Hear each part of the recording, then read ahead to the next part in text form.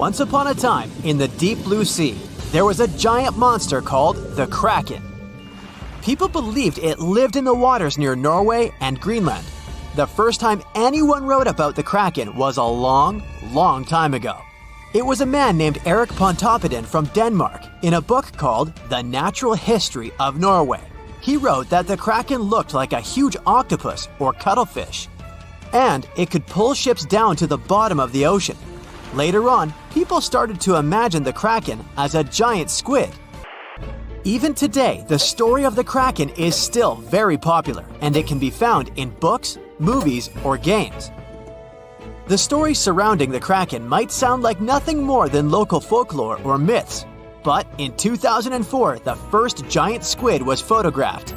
This amazing discovery was made by a team of Japanese scientists who had been working for years to capture a live giant squid on camera. They used a baited line with a camera attached to it to lure the giant squid to the surface. They also used a special lure that mimicked the light patterns of a small creature to attract the giant squid. After several days of waiting, the team finally got lucky. The image showed the giant creature's long tentacles and large eyes, as well as its distinctive body shape. It didn't stop there, though. In 2012, another team of scientists, this time from National Geographic, filmed a live giant squid for the first time in its natural habitat.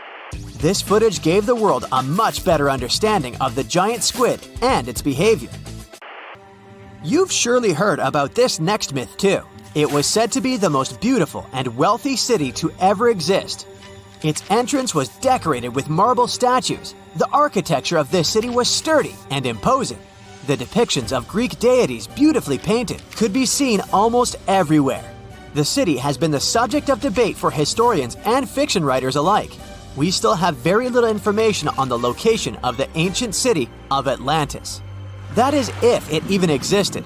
Since it was supposedly swallowed by the sea in its entirety, it's no wonder some curious minds linked it to other mysterious locations on Earth, even to the Bermuda Triangle. But let's not get ahead of ourselves. It's not yet confirmed that Atlantis truly existed. The idea of an island sinking into the sea due to an unknown disaster is a widespread idea in mythology and popular culture. However, it is possible that the story of Atlantis was inspired by actual events, such as the sinking of islands like Helike. On this island, located in the Gulf of Corinth, there was a thriving ancient Greek city. It was known for its prosperity and wealth, and it was also an important spiritual headquarters for the Greeks. The city was home to a building dedicated to the immortal Poseidon, and it was believed that he protected the city himself. However, one fateful night in 373 BCE, a massive earthquake struck the region. The ground shook violently, and the city was swallowed up by the sea in a matter of minutes. The residents of Helike, unable to escape the disaster, all disappeared under the waves. The sinking of Helike was a great tragedy for the ancient Greeks, and it was seen as a punishment from the higher spirits. Many believed that the city's prosperity and pride had angered them, and they had punished the city by destroying it. The city remained underwater for centuries, and it was not until the 20th century that it was rediscovered by modern archaeologists. Today, the most part of the city is still underwater. While we're on the subject of Greek myths, we have to talk about the famous city of Troy. This was a legendary city in ancient Greece. Scientists believed for years that it had been made up by writers and philosophers. According to an ancient Greek legend, the city was founded by the Trojan prince Paris, who stole Helen, the wife of King Menelaus of Sparta, and brought her back to Troy. This event sparked a huge conflict between the Greeks and the Trojans that lasted for 10 years. One of the most famous stories from the Trojan conflict is the tale of the Trojan horse, a large wooden horse that the Greeks built and left outside the city gates as a gift to the Trojans. The Trojans, believing the horse to be a symbol of peace, brought it into the city. But inside the horse, there were Greek fighters who, once inside the city, opened the gates and let the rest of the Greeks in. The Trojans had no escape this time, and they were ultimately defeated. The city was rediscovered in the 19th century in modern-day Turkey. It's located near the Scamander River. Today, this region is an archaeological site and draws a lot of tourists each year. The following myth is indeed sad, but it might have some truth to it too. It is said that years ago, the Solomon Islands in the Pacific Ocean, there lived a man that was deeply in love with his wife. The woman, however, decided to leave him for another man and moved to the nearby island of Tiona Manu. Heartbroken and filled with rage, the man sought out a curse to take his revenge. He set out on a journey in a canoe, determined to bring destruction to the island where his wife had fled. Upon arriving at Tiona Manu, the man planted 2 taro plants. One he kept for himself. According to the instructions, once his own plant began to sprout, disaster was supposed to strike the island. And it did. The man watched from a mountaintop as a series of waves smashed into the island, causing it to sink beneath the waves. Tiona Manu was a real place, but it's not entirely clear when it disappeared. It is said that waves alone could not have washed away this small but tall volcanic island. But an undersea earthquake could have probably done it. The island was balanced on the edge of an unstable underwater slope.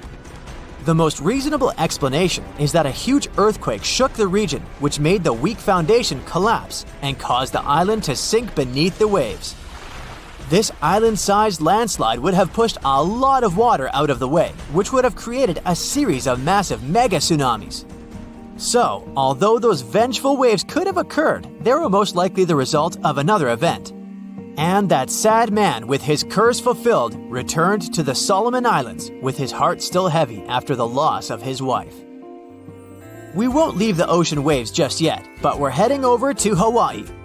A legend has it that once upon a time, there was a Hawaiian higher spirit named Pele. She was the protector of volcanic fire and was said to have arrived at the islands to flee from her older sister. To conceal herself, Pele hid in various hideaways on each of the islands until she finally concealed herself in a pit at Kilauea. This is why, according to the legend, Kilauea is known as Hawaii's active volcanic center today. The story may be visually stunning, but in reality, volcanism is caused by the superheated mantle that triggers a lot of melting beneath the surface of our planet.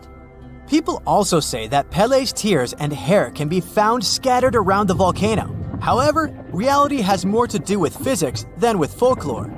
When lava cools rapidly, particularly when it gets quenched in water or a small amount of it flies through the air, it turns into volcanic glass. When it stretches and cools down, it can sometimes form tear-shaped droplets, or it can get stretched so thin that it begins to look like strands of hair. We know today that Hawaii is a volcanic region known for its fire mountains, with huge streams of lava shooting up from active vents. It's no wonder it became an ideal origin place for the story of 2 sisters and their sibling rivalry. They look like they come from your worst nightmares. There's no evidence they exist, but all the scary stories about them still sometimes sound so real, passed down from generation to generation. Which one is your favorite? The first creature that probably comes to your mind is Bigfoot, a giant creature that reminds you of an ape and allegedly leaves extremely large footprints and other traces that make people in the area of the Pacific Northwest wonder if it's really there. It's so popular, other similar beasts got their own legends too. Like the Mogollon Monster, something people also call the Arizona Bigfoot. Reported along the Mogollon Rim, this mysterious creature is 7 feet tall and has big red eyes. Stories say its body is covered with long reddish-brown or black hair, besides its face, chest, feet, and hands. It mimics coyotes, birds, and other wildlife, emitting strange whistle sounds at the same time. The creature tends to explore campsites when it gets dark. It builds nests out of twigs, pine needles, and leaves. And if you're in that area and someone is throwing stones from locations you can't see, yep, Mogollon Monster. This creature is omnivorous, which means it eats both plants and animals. And it prefers to wander at night, lurking for innocent prey lost in the woods. Urayuli, a 10-foot mythical creature people say hides in the southwestern woodland parts of Alaska. It's a hulking giant beast known for its extremely long limbs, Legends say their lanky arms are so long they reach their ankles. The creature is covered in a thick coat of hair. The only thing you can see on its face, not covered in the hair, is the creature's eerily luminescent eyes. The legend says Uraiuli use their glowing eyes to hypnotize their prey. But not us, since stories say they prefer to catch deer. And they're known to be kind towards humans. And some claim the Uraiuli are actually just a type of Bigfoot. Wendigo. This terrifying creature is said to be hiding across the northern forests of Canada and the United States, always looking if there's some lost wanderer. The story says the Wendigo used to be a lost hunter. The freezing winters transformed him into a fierce 15-foot-tall beast with desiccated skin tightly pulled over its large pointy bones. Stories about this creature showed up in the 20th century, and people say the beast still roams around the forest in long, cold winters, constantly looking for lost people he could grab from the darkness. Lake Worth Monster. This scary creature that's part man, part goat is also called the Island Monster. This 7-foot-tall monster is so strong it could hurl car tires like they were just plastic toys. In a worst nightmare scenario, it could appear in the darkness, sailing from the treetops and fiercely landing with full force on the hood of passing cars. That's how the first people who reported its existence described it. Lake Worth is located west of Dallas and east of Fort Worth. There's a landmass in the middle of this mystical lake known as Greer Island. The legend says that's where this scary monster, also known as Fort Worth's answer to Bigfoot, roams. And that's where some skeptics and thrill seekers still go, wandering around and trying to discover if the legend is true. Lurking in the darkness with its scary red eyes, meet the Mothman, a humanoid beast reportedly seen in the 1960s in Point Pleasant in West Virginia. On one cold night in November of 1966, two young couples reported to the police that they saw a big gray creature with glowing red eyes. It looked like a flying man with wings around 10 feet wide. During the next couple of days, more and more people said they saw the same thing. Later, a wildlife biologist from West Virginia University told reporters that these descriptions fit the sandhill crane. It's a big American crane almost as tall as a human being. It has a 7-foot wingspan and circles of red around its eyes. The gigantic bird may have got out of its migration route and started these stories. Or did it really? Fresno nightcrawlers. They're not that tall, considering they're monsters, about 5 feet. The upper part of their body is pretty small, so most of their height is their legs. These creatures have allegedly made 2 appearances so far. Once, people saw them in Fresno, California. In contrast, the other time was in Yosemite National Park in California. Both times they were in videos of poor quality, so it wasn't easy to find details of their upper body. But the creature is considered thin and white with no arms. At least, we can't see them. It also has pretty short and stilt-like feet. Have you heard of the slide rock bolter? It's said to be hiding somewhere in the mountains of Colorado. To be precise, in Lizard Head Mountain, only a stone's throw southwest from Telluride. It's some sort of leviathan that lives on the land. This mountain whale carefully observes its surroundings with beady eyes while chilling atop Lizard Head. It hangs from the peak while its split, clawed tail faces its body downward. If anything steps into its territory, the beast lifts its malign fluke immediately and bolts down the mountainside. With its jaw full of razor-sharp teeth wide open, it gobbles whatever or whoever is in front of it, including miners, lost tourists, and loggers. It sweeps through trees and destroys all natural life that's been in its path for more than 100 years. Or at least that's what the legend says. Wow, that's the scariest one for me so far. Altamaha. Somewhere in southeastern Georgia, close to the mouth of the Altamaha River, there's a hissing sea monster hiding. It's one of the biggest rivers in Georgia that empties into the Atlantic Ocean, and the entire area that surrounds the river is full of small islands, canals, dikes, ponds, acres of marshes, and old rice fields. Perfect for such a monster to hide, don't you think?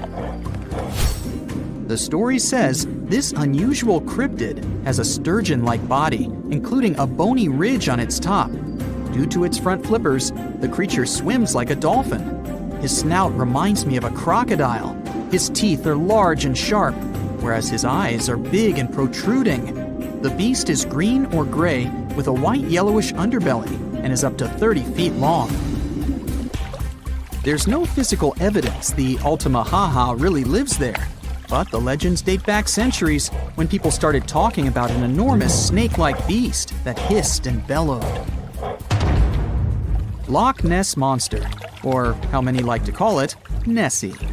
This myth dates back from old times, all the way to a group of people that lived in ancient Scotland known as the Picts. The legend started to grow in the 1930s. Back then, a road near Loch Ness was finished, offering a nice view of the lake without bigger obstacles. And in April of 1933, a couple noticed there was a large animal. They compared it to a prehistoric monster or dragon. Most people imagine it as a plesiosaur, which is basically a marine dinosaur. The beast quickly crossed the couple's car's path and then disappeared below the water's surface. Later that year, some researchers even found big footprints. They believed they were from a pretty soft-footed solid creature around 20 feet long. Later, some determined the tracks were the same as the ones that a hippopotamus leaves. Plus, scientists said the lake wasn't that nutrient-rich for such a large predator. There are not enough animals to support such a beast at the top of the food chain. But the legend about a giant mythological creature has moved on and still makes people across the world wonder if there's really something hiding deep down in the dark, murky waters of Loch Ness. It's partly true. Nothing happens if you dip your pinky for a second into the red-hot lead. There is one condition. You need to dip it into the water first. The water between the skin and the metal will evaporate, creating a vapor layer, so it will repel metal for a second. Still, you don't want to perform this stunt. A sandwich before bedtime provokes the appearance of nightmares. Any late-night meal increases metabolism and body temperature. It activates the brain, which leads to not very sweet dreams. Boo! Just kidding. Mosquitoes bite some people more than others. The most delicious humans are those with type O blood. Also, these insects have excellent eyesight. They're attracted to green, black, and red, so before you go camping, check the color of your clothes. Birds are the only surviving dinosaurs. They evolved from theropods, the dinosaurs that ran on two legs. Yep, T-Rex is a distant relative of chickens, ostriches, and even hummingbirds. The phone is 10 times dirtier than a toilet handle. Also, beware of office desks, since they have hundreds of times more bacteria per square inch than office toilet seats. Ew. Ants can take over the world. Argentinian ants have built colonies in every part of the planet except Antarctica.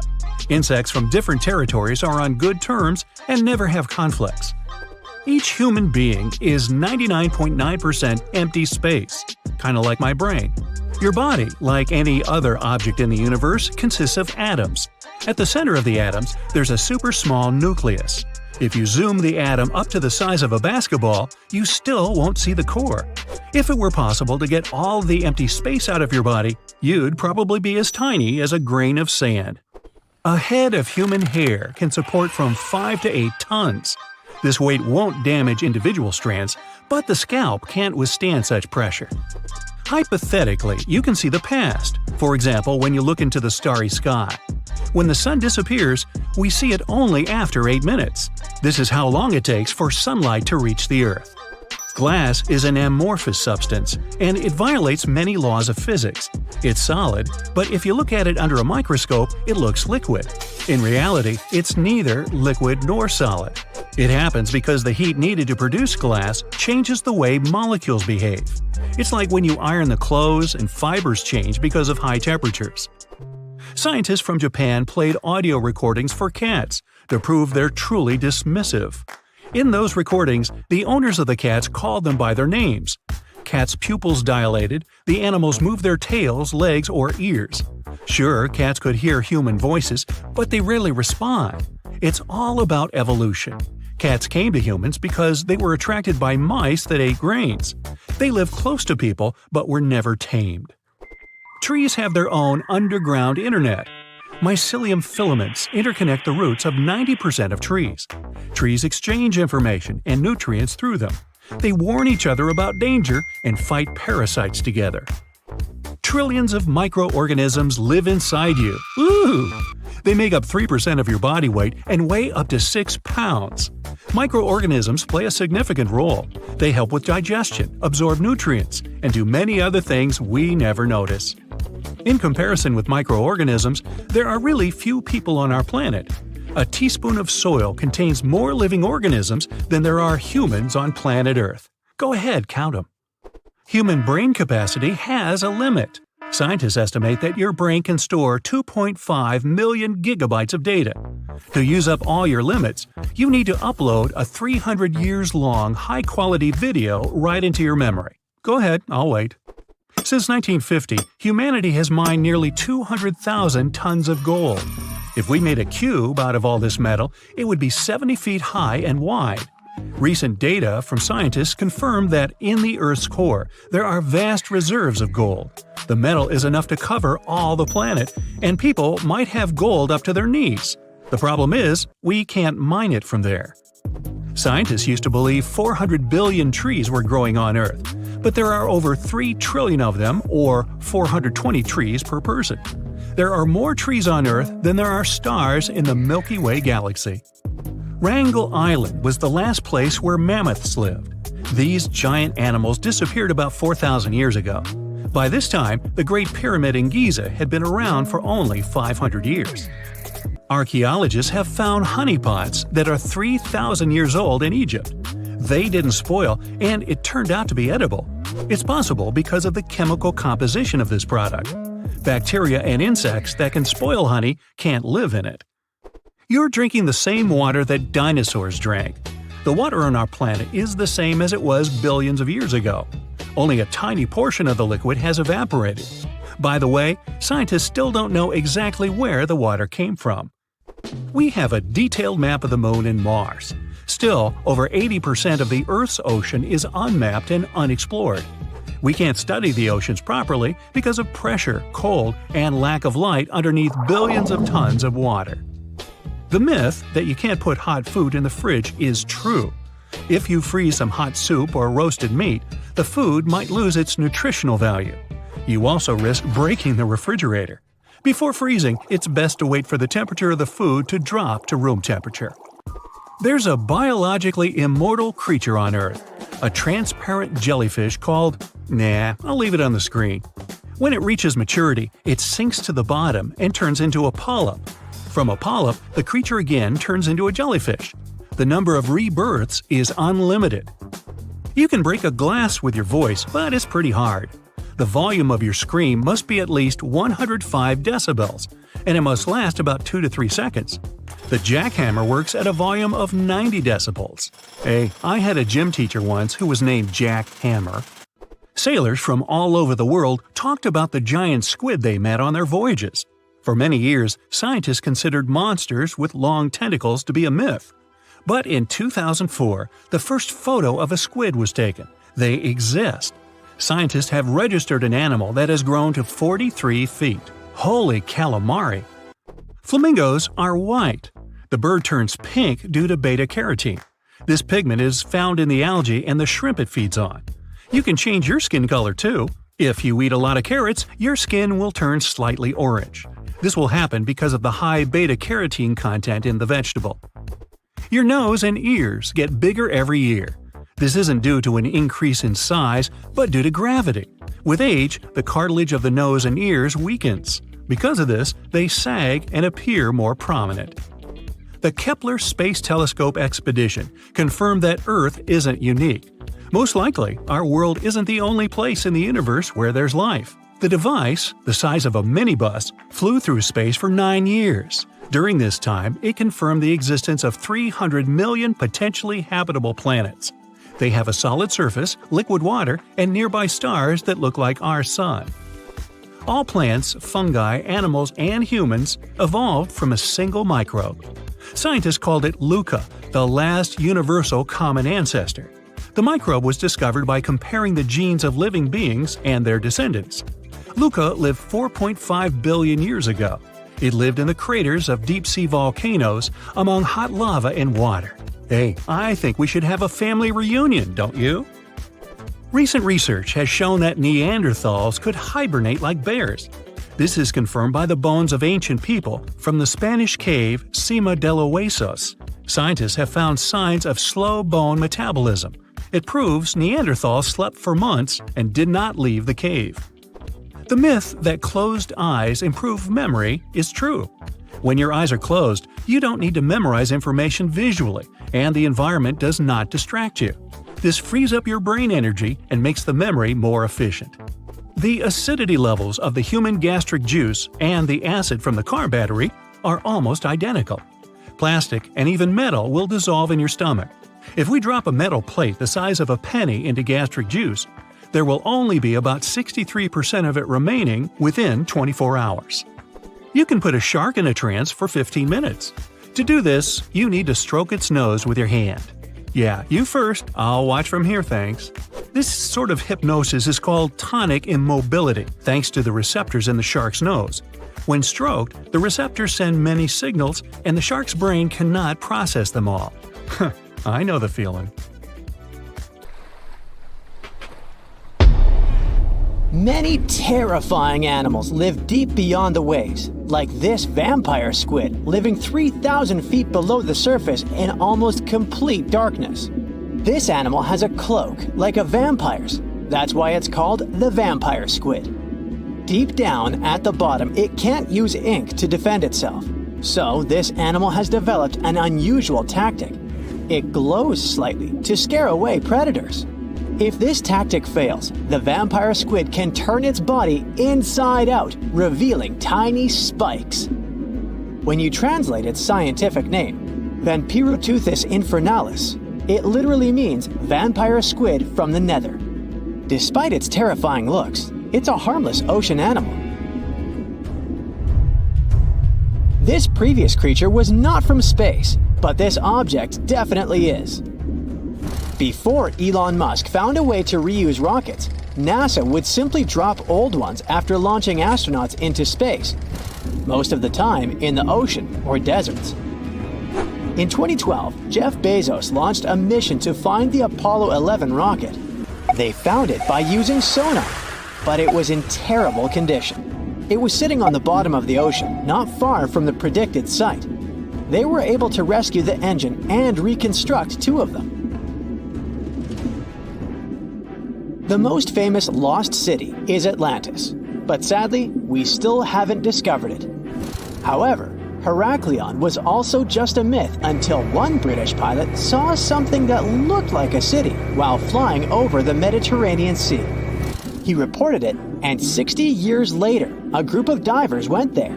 They were shocked when they found an entire city underwater.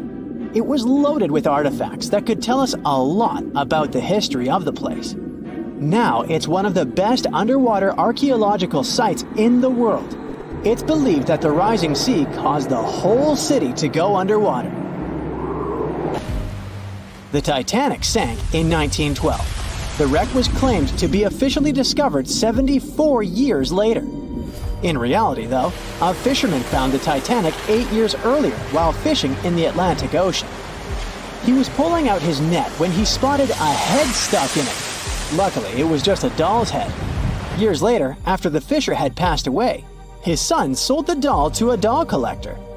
She did a lot of digging and research on every person who had a porcelain toy on the Titanic. She found the owner of the doll. Ava Hart was on the Titanic and had a doll with her. Ava survived the catastrophe by a miracle, but her toy didn't. Hart even wrote about the doll in her journal, and every detail matched the toy found by the fisherman. The tripod fish lives deep in the abyssal zone, around 20,000 feet below the surface. It's adapted to such immense depths and uses its tripod fins to stay still on the bottom. This creature doesn't have big eyes, but even if it did, these eyes would be useless in the darkness.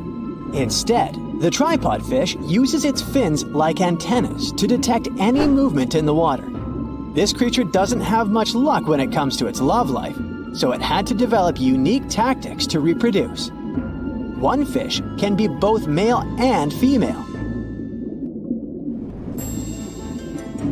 The next bizarre creature is the lizardfish. It has tons of razor-sharp teeth, a huge mouth, and really big eyes, which it uses for hunting. All this makes the animal look freaky. The lizardfish lives at depths of around 11,000 feet in the midnight zone, where there is zero light. This freak of nature basically eats everything it can fit inside its mouth, from small fish to other lizardfish. On the other hand, when they see other reptile fish, they probably fall in love instead, because finding mates at those depths is not an easy task. Like the tripod fish, the lizardfish can be both male and female at the same time. When you think of a river, you usually picture it on land. Still, nature is quite unpredictable, and it created a river flowing under the ocean in California. It's running at a depth of around 2 miles. This river has everything that an ordinary river has: sunken logs, trees, and rocks. And despite its uniqueness, it's not the only one in the world. There are also others in the Amazon and Greenland. A terrifying creature was discovered near Angola's coast by a remote operating vehicle. It looks like it doesn't have a head or a body. It was sitting at a depth of around 4,350 feet below the surface. After doing research, scientists concluded it wasn't anything from a sci-fi movie. It was just a cluster of siphonophores stuck together. In 2015, some random guy was diving in Caesarea, and something shiny caught his eye. He reached out, grabbed it, and realized it was a gold coin. After that, he examined the bottom and found out that there were many more. He reported the incident to the local authorities, and they concluded that he had found Arabic treasure. The coins were made of solid 24-karat gold and were a few thousand years old, but due to the perfect salinity and temperature, they looked brand new. The coins belonged to a ship carrying cargo. It was caught up in a storm and unfortunately sank. One of the weirdest things ever discovered was found in the Baltic Sea. It's an anomaly that looks as if it was created by a different civilization. It was discovered by Swedish researchers, and they basically had no idea what it was. They had to ask tons of other scientists for their opinions. When you look at this formation from above, it's 200 feet long and looks exactly like a fallen spaceship. It's hard to believe that it's a natural formation. But, spoiler alert, it's totally made by nature because the Baltic Sea has gone through many erosions throughout history. Most likely, the bizarre formation is the result of these processes. A group of divers in Madagascar were shocked when they found this 7-foot monstrosity of a knife on the seafloor. The speculation started immediately, and many said that the knife was from some giants that had fought megalodons and lived on Earth thousands and thousands of years ago. That could make a nice story, but the knife is most likely a movie prop that was lost at sea. One of the ocean's most bizarre animals is the frilled shark. It's believed that this fish is the reason for all those sea serpent stories that sea explorers of the past wrote about. These animals live pretty deep in the ocean, but sometimes they can be seen in shallow waters. It's super rare, but possible. The frilled shark has a big mouth sporting around 300 teeth. It also has a long body that looks like a lizard's, and it is truly a unique species of shark. Its prey can be half of its size because this shark's stomach is like that of a snake, and it can swallow huge fish or crustaceans. Spotting a few worms in your garden is no big deal, but after seeing a 26-foot long one in the ocean, you will make your wetsuit a little wetter. This worm is super rare, and it's completely harmless to humans. It's actually not a giant worm. It's a cluster of zooids that are stuck together in a worm-shaped formation. They usually only eat plankton, bacteria, and other tiny things that can be found in the ocean. Probably the scariest thing in the ocean that is 100% real is the Magna Pinna, which can be found at crazy depths of 20,000 feet below the surface. This monster looks like an underwater Slender Man, but it's just a squid with really long tentacles that can reach a terrifying size of 8 feet. This guy has only been seen a few times, and basically, we don't know much about this creature so far. Now, the Mariana Trench is the deepest and probably the most enigmatic place on Earth, whatever that means. Bizarre creatures, such as deep-sea anglerfish, frilled and goblin sharks, barrel-eyed fish, hatchet fish, live in a crescent-shaped trench in the western Pacific. Just 3 people have ever descended down the Challenger Deep in the southern end of the Mariana Trench. There, at a depth of almost 11,000 feet, vents are bubbling up carbon dioxide and liquid sulfur. Mud volcanoes erupt under the pressure 1,000 times greater than at the surface. And so, it's no place I want to go. So bye! Get back in there. Alright, since you clicked, yeah, you're about to visit places no less mysterious and creepy than the Mariana Trench. Your first stop is Mexico, the Yucatan Peninsula to be precise. See those bottomless sinkholes filled with crystal clear water? It's fresh water that overlies salt water seeping from the sea. The sinkholes are called cenotes. The Mayans believe these natural wells were the gateways to the underworld. Thousands of cenotes, created by collapsed limestone bedrock, form one of the world's longest underwater cave systems. You can easily get lost in this tangled, mysterious network. Now it's time to visit the Caribbean. There, you'll get to a depth of almost 8,000 feet to see the Von Dam vent field.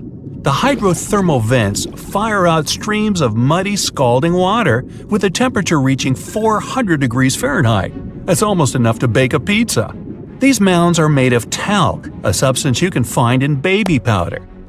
The Von Dam vent field is an oasis for odd species. One of those is kind of a creepy shrimp without eyes. Instead, they're equipped with patches of light-sensitive cells on their backs. Now, you don't have to travel far away. The next enigma on your list is also in the Caribbean. Just off the coast of Belize, there is a giant sinkhole. It's also blue. Yep, that's the Great Blue Hole. The thing is about 1,000 feet across and more than 400 feet deep. Once, a long time ago, this hole was a cave until rising waters filled it, making it collapse in on itself. The deeper you descend into the Great Hole's crystalline waters, the darker it becomes. You see tons of stalactite-filled caves, but don't even try to enter them unless you want to get hopelessly lost. Once you reach a depth of 50 feet, you notice the water shimmer. That's the invisible line dividing the sinkhole's salty top from the freshwater abyss. Time to get out of there. Who knows what you might come across in the murky depths? Your next destination is off the Pacific Northwest coast. Almost 500 streams of methane bubbles were discovered there several years ago. Because of the bubbles, the vents got the name champagne seeps, which sounds better than the fart spas. Scientists are still puzzling over this phenomenon. Where does the methane come from? Underwater cows? Why is its temperature warmer than that of the surrounding ocean? And most importantly, what would happen if you managed to light a match somewhere near a large bubble? Methane is a highly flammable gas, and setting a methane bubble on fire, well, you get the picture. And now you're off to Iceland. The plan is to dive into Silfra, a fissure filled with pure glacier water. This 206-foot deep crack is the only underwater place on the planet where you can touch 2 continents at once. The deeper you go, the darker it becomes. The rocky landscape looks otherworldly. Divers who dare to visit this incredible place risk having their gear frozen, getting hypothermia, or not surviving whatsoever. After all, the water temperature in Silfra Fissure is about 35 degrees Fahrenheit year-round. Your next destination is Scotland. Okay, cue the bagpipes. If you dive in the Gulf of Corryvreckan, a narrow strait between 2 islands, you'll see massive underwater rocks and deep holes. They create the third largest permanent whirlpool on the planet, the Kraken maelstrom. The water moves through the strait at breakneck speed. It hits the underwater rocks, and the place looks like a pot with boiling water. The waves, created in the process, sometimes reach a height of 15 feet, and you can still hear the roaring whirlpool from 10 miles away. It's believed the Kraken maelstrom has swallowed dozens of sailors over the centuries. They were caught unaware by the ferocity of this natural phenomenon and pulled underwater in the blink of an eye.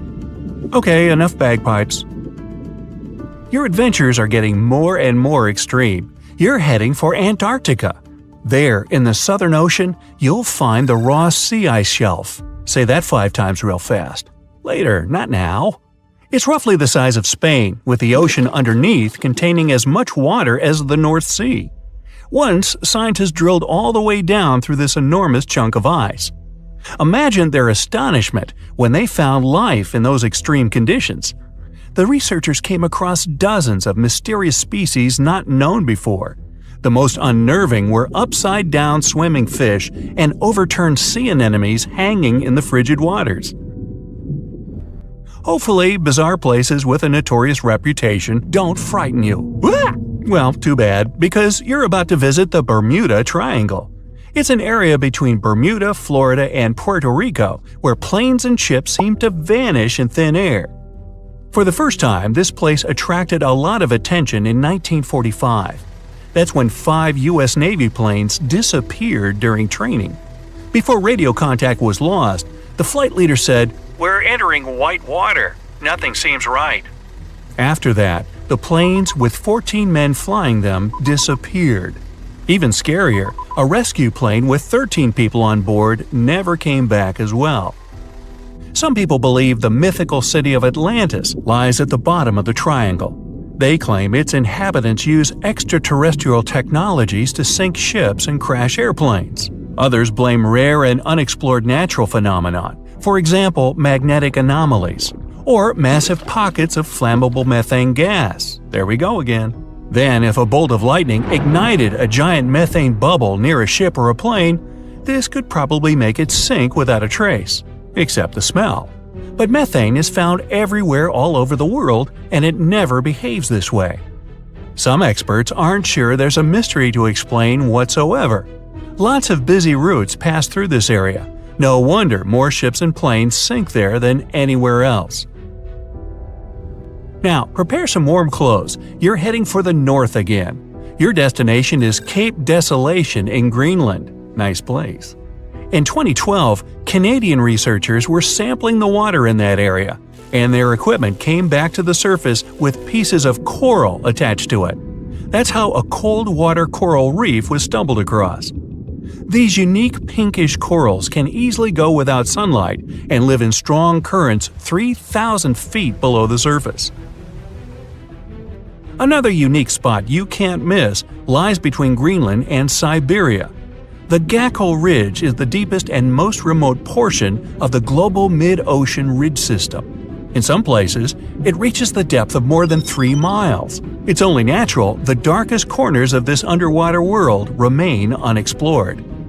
Fascinating chemical reactions happening at the bottom of the ridge produce hot fluids rich in minerals. They spew, like freshmen at a rush party, from seafloor vents. And since these vents are isolated from the rest of the ocean, they're hot spots for bizarre creatures found nowhere else in the world. Your next stop is just off the coast of Cuba. Circular columns, paved floors, symmetrical stone structures. That's what the Cuban underwater city looks like. What happened there? Why was a large city abandoned at a depth of more than 2,000 feet? Lots of people believe those are the ruins of a long-forgotten civilization. But scientists have their doubts. They claim the lost city is nothing but a natural phenomenon that appeared about 5 million years ago. The disc and donut structures often appear around the areas of the seafloor where natural gases break free. Again with the gases. When you come to visit the Sargasso Sea in the middle of the North Atlantic Ocean, you won't find its shores. Instead, it's surrounded by powerful ocean currents. These are the same currents that turn the sea into a gigantic convention for dense brown seaweed. In the 19th century, a French ship was discovered in the Sargasso Sea. Its sails were set, but not a single crew member was on board. This mysterious disappearance made people believe the seaweed was carnivorous. The Sargasso Sea is indeed a weird place. It's always eerily calm and unnaturally warm, even though it's surrounded by the churning, freezing waters of the Atlantic Ocean.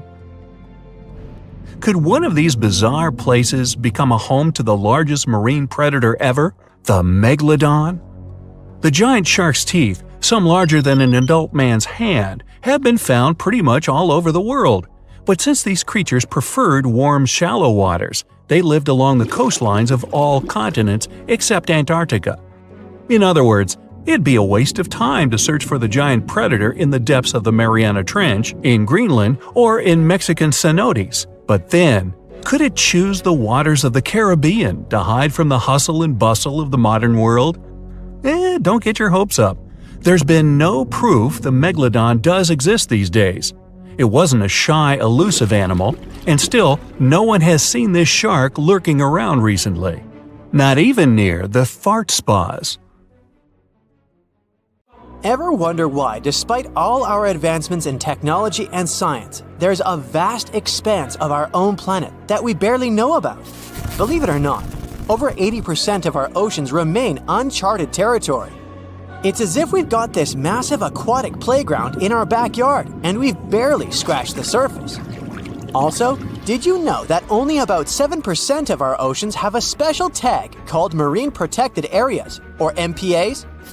How come this colossal body of water that envelops most of our planet is also among the most vulnerable and misunderstood spaces in the universe? Pressure has a lot to do with it. Our deep ocean is a beast of a place with no visibility, freezing temperatures, and pressure that's so intense that in certain areas it would make you feel like you're having the weight of 50 jumbo jets on your body. No wonder we're having an easier time sending people into space than to the bottom of the ocean. The deeper you go into the waters, the more pressure piles up. But let's not forget we have tech on our side, right? Scientists now use these cool satellite technologies that track the color of the ocean to check how much phytoplankton is there, for example. Why is this important, you might ask? Because these little plant-like critters are actually pretty major players in our big blue oceans. In the grand scheme of things in the aquatic world, phytoplankton is like the bedrock of the ocean food chain. It gives life to almost everything, from the tiny zooplankton, which are animal-like microorganisms, to those colossal, magnificent whales. When these technologies first came around, satellites could get clear images of the ocean faster than a ship could take the same number of measurements in 10 years. But it's not all about looking at the ocean from space. Sometimes you gotta dive in there and see it for yourself. Thankfully, we've come a long way in ocean exploration tech too. We've got things like floats and drifters that ride the ocean currents while collecting data, and a whole fleet of underwater vehicles, some of which are manned, some remote-controlled, and some even autonomous. Remember James Cameron, the guy who made the movie Titanic? He's super into exploring the ocean, and in 2012, he set a record by going down to the Mariana Trench in a vertical torpedo sub. He thinks there's nothing like being in the ocean and experiencing it firsthand. Other companies use a mix of technologies for their ocean explorations. It led them to discover amazing stuff like a deep-sea coral reef near Morocco, the only one still growing in the Mediterranean Sea. They've also discovered new species and documented ones previously thought to live only in the Atlantic. These efforts have convinced local authorities to declare some places as marine parks. As with most scientific areas, the road isn't without its bumps. These expeditions can cost quite a lot, and the lack of detailed maps and data only adds to the challenge. We can't always rely on bathymetric information, meaning the study of the ocean floor, because it's often not available. And that's the tricky part. We need to explore more to know more, but getting the funds for these kinds of projects can be tough when there are so many unknown variables. One particular company's explorations have helped protect nearly 4 million square miles of ocean so far. The data they collect during their expeditions is invaluable. It's used to identify new species, locate vulnerable habitats, and even show where threatened species are being overlooked. Their work helps dismiss excuses from local authorities who claim they lack the necessary information to establish more MPAs. The same company supports a goal known as 30 by 30, aiming to protect 30% of our oceans by 2030. It's a big target, and there's a long road ahead, but ongoing ocean exploration can provide the proof needed to keep more of our oceans safe.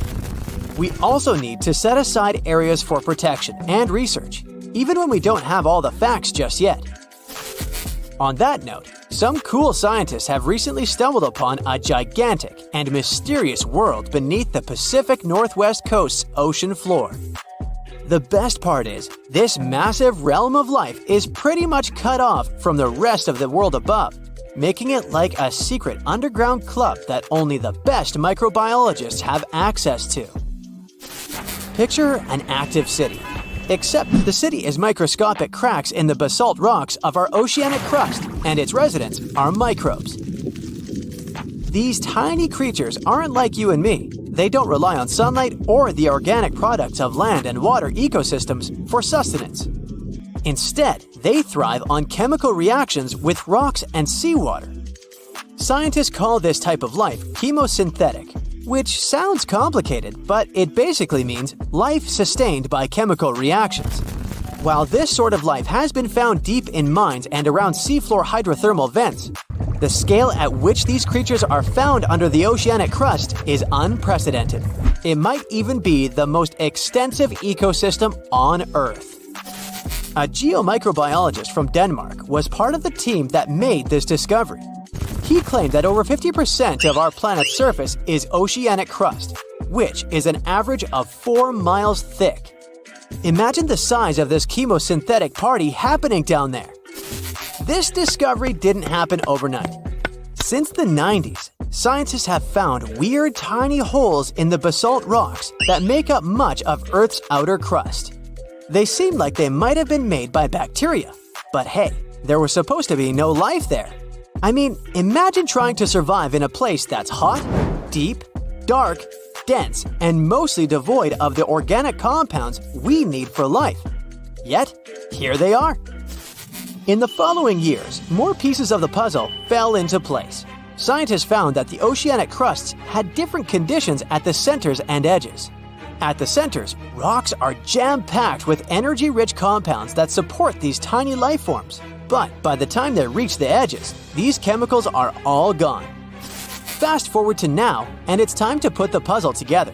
A microbial ecologist from the University of North Carolina worked on this research and says we now have solid evidence of microbial life in the cracks and crevices of deep ocean basalt. The next question scientists asked was, how far does this life extend? Researchers collected samples of crust from a plate roughly 120 miles off of Washington's coast, drilling deep beneath the ocean's surface. What they found down there was remarkable.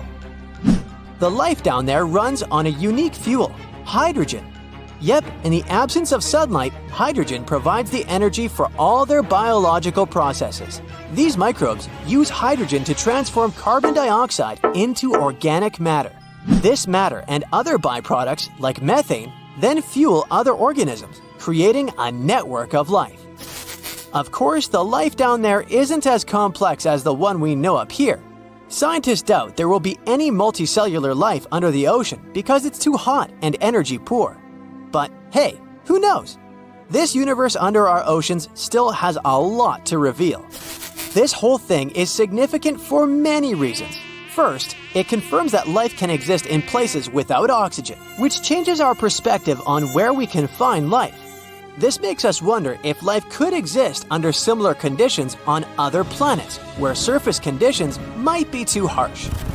The implications on Earth are also profound. If a large portion of life exists in the oceanic crust, then our understanding of life on our own planet could be completely changed. This exciting discovery stretches our understanding of life and prompts us to keep exploring the mysterious depths of our oceans, pushing the limits of our understanding. NASA is also in on the whole deep sea exploration project. Why? Shouldn't they be preoccupied with outer space? Because they're hoping to find hints about what the oceans on other planets might look like. NASA specialists are really hopeful that by unearthing underwater secrets, we can solve some of the big questions about space. Plus, they're testing some nifty equipment for future journeys across our solar system. The deeper you go, the creepier they get. You're about to travel to the darkest ocean depths and check whether this claim is true. Are the creatures living there as scary as people think? You go 120 feet down underwater. Pay close attention to the bottom under your flippers. Oh my, what's that terrifying face half hidden in the sand? That's the northern stargazer. You can meet this fish in the eastern United States. It buries itself in the sand until unsuspecting prey gets near. Then, the nightmarish creature electrically shocks the poor animal and dines on it. You are moving deeper to 240 feet under the surface. That's where you spot a colorful, puffy creature, no more than 1 foot long. It's the sarcastic fringehead. At first, the fish seems to be harmless. Only unless it's provoked. When this animal is agitated, it opens its huge mouth to fend off predators. This defense tactic is a sight to behold, both surprising and frightening. Luckily, the fish is no threat to people whatsoever. The creature you see next can comfortably live in shallow waters, but you meet it at a depth of 900 feet. You don't even need to wonder why the animal's called the Game of Thrones brittle star. Unlike starfish that slowly crawl across the seabed, this creature moves fast. It wriggles its long, flexible arms to get from point A to point B. Its body is protected by a hard calcium carbonate shell. Also called snake stars, these creatures are tiny and easily fit in nooks, cracks, and small crevices in rocks. At a much greater depth of 2,000 feet, you come across the giant squid. For a long time, it was thought to be a creature from legends rather than a real animal. The giant squid was first caught on camera in 2001, and it's exactly as big as its name implies. The creature's eyeballs are the size of soccer balls, and the squid itself can weigh up to 600 pounds. Almost 3,000 feet below the surface, you get spooked by another creepy-looking animal. It's somewhat red and rather small, no longer than 1 foot long. As you approach the creature, it looks rather docile, or maybe just indifferent. The vampire squid, that's the animal's name, looks like an umbrella with tentacles. It doesn't even produce ink, so you leave it alone. Soon after that, at a depth of 3,200 feet, you meet the cookie cutter shark. This creature is a parasite. It attaches itself to big fishes, dolphins, whales, and sometimes even people. Then, using its neatly arranged serrated teeth, it gouges out cookie-sized pieces of meat. This nasty glowing animal doesn't grow larger than 20 inches and lives in the ocean twilight zone. At a depth of 3,300 feet, the light becomes a rare and valuable thing. The animals living that far away from the surface have to evolve unusual features to survive. That's how the barrel-eye fish ended up with a transparent head and 2 super-sensitive barrel-shaped eyes. Right now, pretty much like always, they're pointed upward, allowing the fish to see potential prey and you. Almost 4,000 feet below the surface, you see something droopy and saggy. The blobfish doesn't have a skeleton or any muscle. Its jelly-like flesh lets the creature survive incredible water pressure. Despite its appearance, the blobfish is an ambush predator. It usually lies very still on the bottom, waiting for unsuspecting prey to swim by. You go a bit deeper and spot a creature that looks particularly ghastly. The goblin shark senses prey with its snout. The creature's terrifying jaws are attached to elastic ligaments. When some animal comes too close, the shark catapults its mouth forward to catch it. If your mouth could do the same, you would be able to eat things dangling 7 inches away from your face. Even deeper than that, at 5,000 feet, you notice another member of the shark family. The frilled shark looks like an overgrown eel, but its gills are lined with red fringe at the edges, hence the name. The creature's horrifying mouth has 25 rows of razor-sharp backward-facing teeth, 300 in total. The shark prefers to hover in the water, waiting for its prey to come closer. Then, it charges at it like a snake. Suddenly, you see something glow brightly like an electric bulb.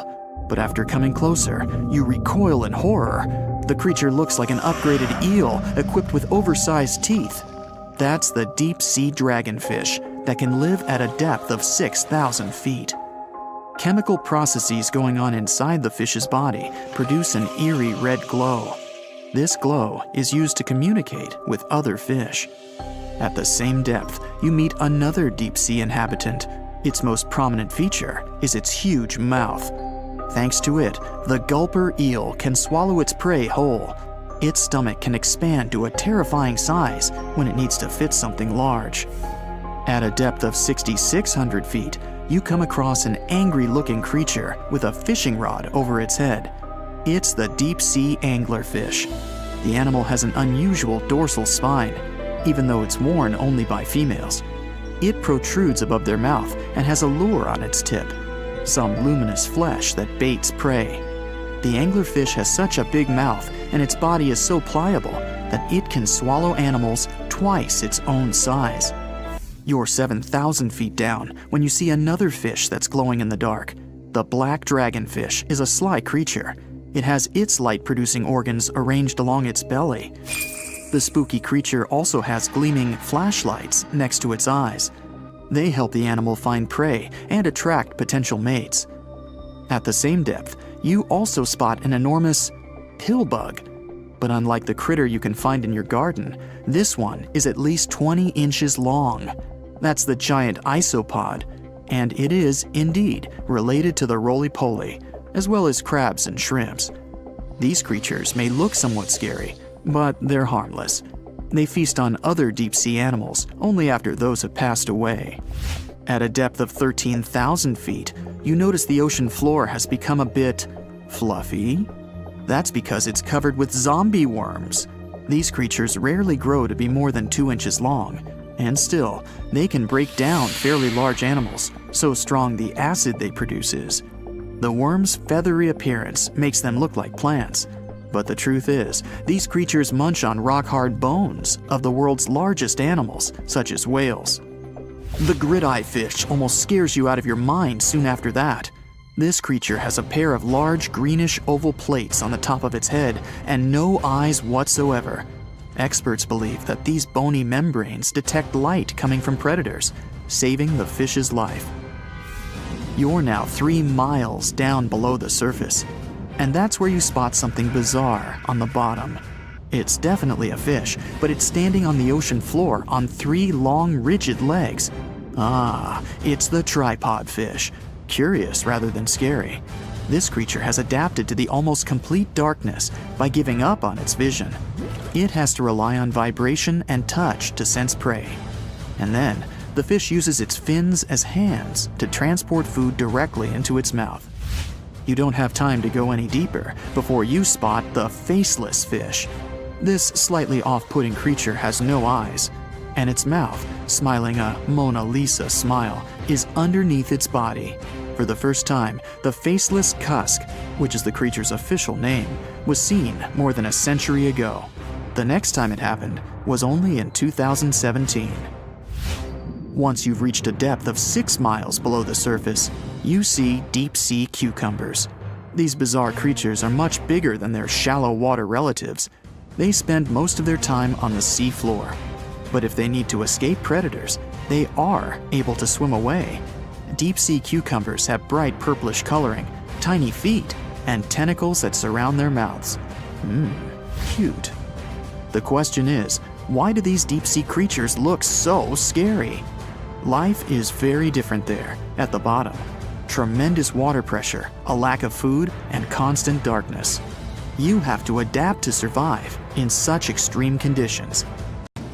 Think you know what lurks in the depths of the ocean? While nearly 95% of our oceans haven't been explored yet, it's hard not to let your imagination run wild. But thanks to brave explorers, deep-sea cameras, and awesome archaeologists, we do know about some pretty incredible sea creatures living in our waters today, and millions of years ago. From the 9-foot spider crab to the 60-foot prehistoric megalodon, these sea dwellers come in all shapes and sizes. But let's focus on sea creatures famous for their huge size.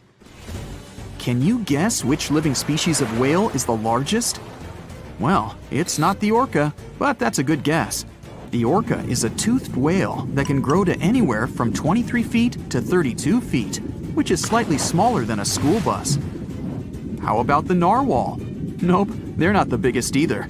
These unicorns of the sea live mainly in Arctic waters and only grow 13 feet to 20 feet in length, and that's including their 9-foot tusk. Tired of guessing? Okay, I give in. The largest whale that still exists today is the blue whale. At a jaw-dropping 82 feet to 105 feet, the blue whale is not only the biggest whale we know of, but is currently the largest animal to have ever lived on Earth. Seriously. These animals are bigger than a T-Rex, and even the prehistoric Megalodon. If you were to put a blue whale next to a school bus, it would look like it could swallow it. Think about that. According to National Geographic, a blue whale's tongue can weigh the same as an elephant. And their hearts can weigh as much as a car. That doesn't even sound possible. It's no wonder these giants need to eat about 4 tons of krill every day. While there aren't too many animals living today that can compete with the blue whale's epic proportions, there is an entirely different species that is a good contender, and it's not quite what you would expect. It's a jellyfish. No, I'm not talking about the little jellyfish that wash up on the shore and ruin a perfectly good day at the beach. I'm referring to the lion's mane jellyfish, the biggest jellyfish around. This invertebrate can grow up to 120 feet long. They also come in different gorgeous colors like red, purple, or even shades of orange. As if their length wasn't impressive, the lion's mane jellyfish boast a whopping 8 sets of 70 to 150 tentacles. That means they can have up to 1,200 in total. And here's the giant oceanic manta ray, the largest type of ray in the world. Their wingspan can be longer than a bus. These guys can reach 30 feet in length. They also have the biggest brain compared to body size among all fish. Unlike their stingray cousins, mantas don't have venomous tails. And while the lion's mane jellyfish and the blue whale are yet to be beaten for the longest sea creature, there is one marine creature that can grow even larger in length. The Portuguese Physalia physalis, tentacles and all, can reach a length of 165 feet long, and that's according to mentalfloss.com. While this thing may look a lot like a jellyfish, it's actually known as a siphonophore, and there are hundreds and sometimes thousands of them that are genetically identical. Their long tentacles help the organism catch prey, and its sting is fatal to most animals, even humans in some cases. What's even creepier is that if one of the tentacles comes off the organism for whatever reason, it can float around the water for days before decomposing. Even if it's detached, this tentacle can still sting you. But don't go running out of the ocean just yet. Your chances of being hurt by a Portuguese Physalia physalis sting are pretty slim. However, if you do get stung, the side effects aren't pretty, with welts, stomach cramps, an elevated heart rate, and an upset stomach. While you don't want to go anywhere near these long creatures, they sure are pretty to look at. Check out all those colors. The Shastasaurus is the biggest marine reptile that has ever existed. These predators lived during the late Triassic period, about 210 million years ago. These amazing giants could reach lengths of up to 69 feet and weighed more than 75 tons. This made the Shastasaurus as heavy as a blue whale. And if you could stand this creature up vertically, it'd be as tall as a 7-story building. Despite appearances, the Shastasaurus was actually pretty slim for its size. Its ribcage was only 6 feet across. You'd think that this big guy was chowing down on other dinosaurs, but that's not the case at all. This reptile survived on a diet that consisted of small fish and cephalopods, like octopuses and squids. The Albertonectes is a bright representative of the plesiosaur family, meaning that this marine reptile had a small head on an incredibly long neck and large flipper-like limbs that helped it move through the water. These creatures occupied the seas around North America 76 to 70 million years ago. The length of this sea monster could reach 38 feet, with its neck taking up 23 feet of that length. Its neck was a true record breaker. It had a whopping 76 bones in it. No other animal known to humankind has had so many vertebrae in its neck. Scientists aren't sure why they needed such a lengthy neck. They might have used it to collect shellfish off the seabed, or perhaps it helped them capture their main prey, fish and squids. This aquatic reptile also had gastroliths in its stomachs. Some of them were as big as 5.5 inches in diameter. The Tylosaurus belonged to the Mosasaur family. It dominated the shallow seas of North America about 85 to 80 million years ago. This was an enormous predator, with the biggest representatives reaching 45 feet in length. It had a narrow hydrodynamic body with a blunt, powerful head that the animal used to ram and stun its prey. Its body was equipped with agile flippers and a long tail decorated with a maneuverable fin.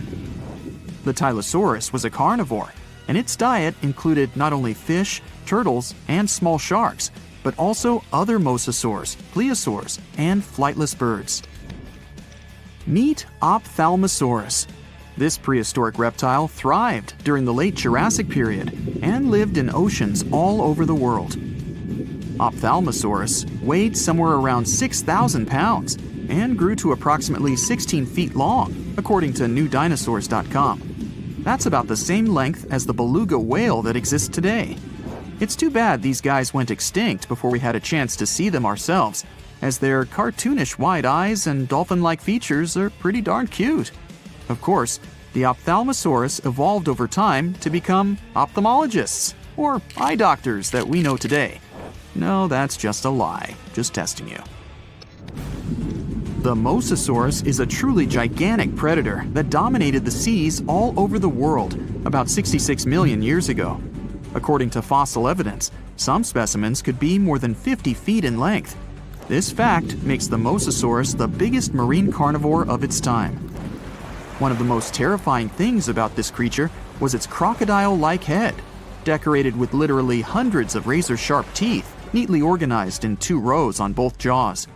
The thing is that it was pretty challenging for the Mosasaurus to grab its prey in the water. That's why it had all these teeth, plus something special: pterygoid teeth anchored to the bones on the roof of its mouth. This made hunting and holding onto its prey much easier.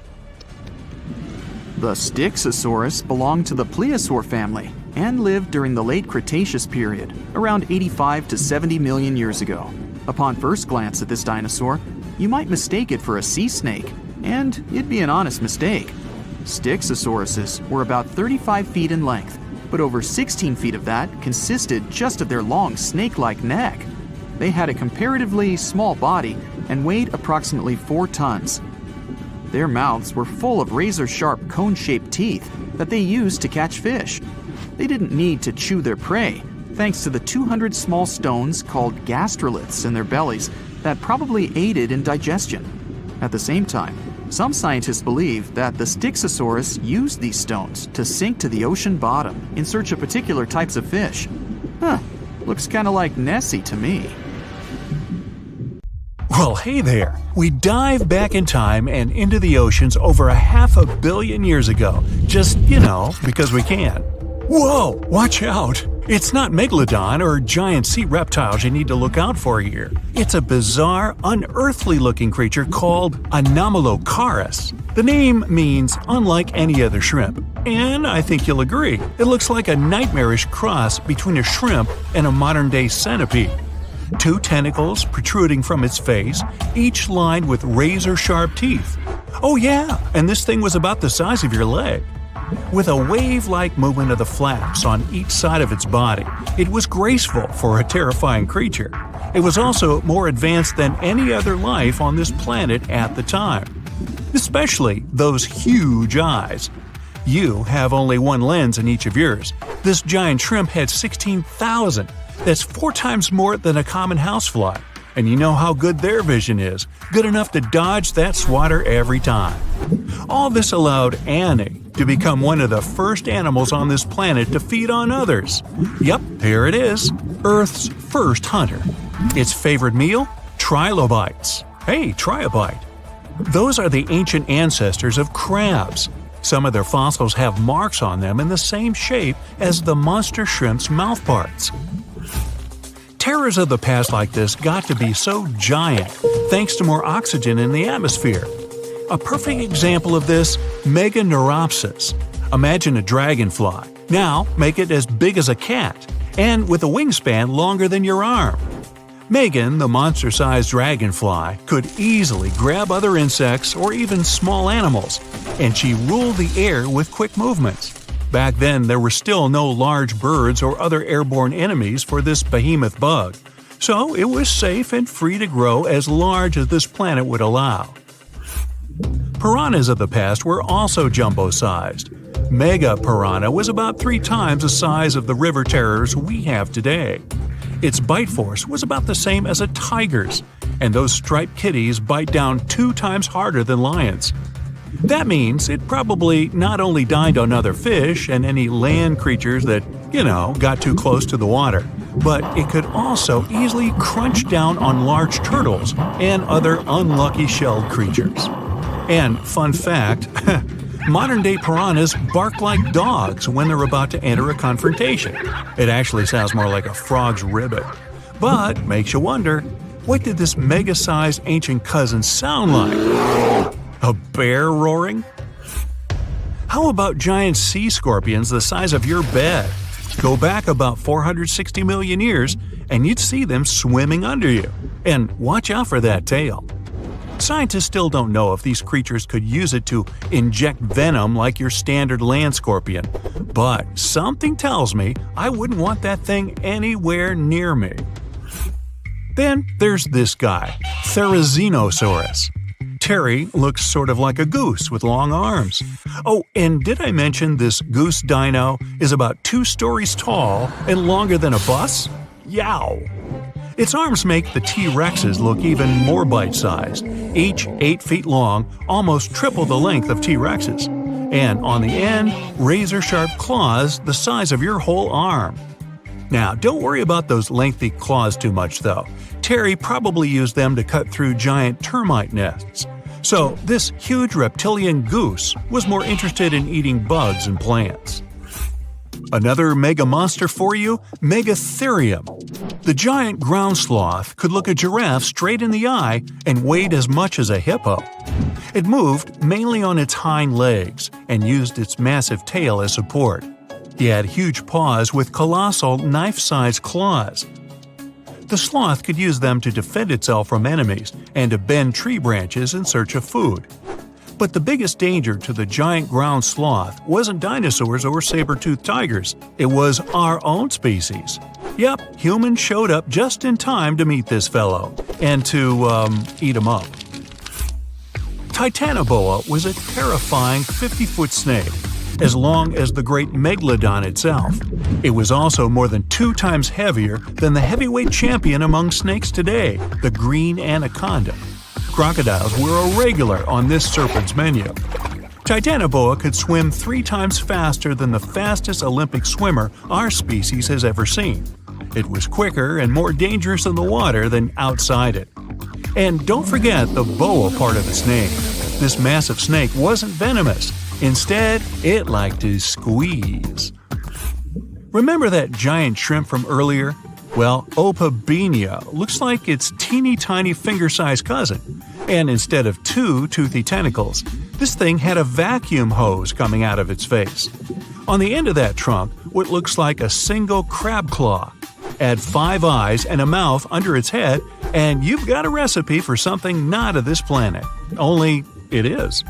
This creature used its trunk like an elephant does. Its claw grabbed food from the bottom of the ocean and brought it up to its mouth. This thing is so weird-looking that apparently when the scientist who discovered it presented his findings to an audience, they all laughed as if he were joking. Now, a real-life monster, the Tully monster.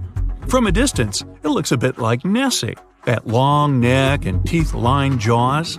But get closer, and you'll see it's more like a long nose with a mouth attached at the end, like a mosquito.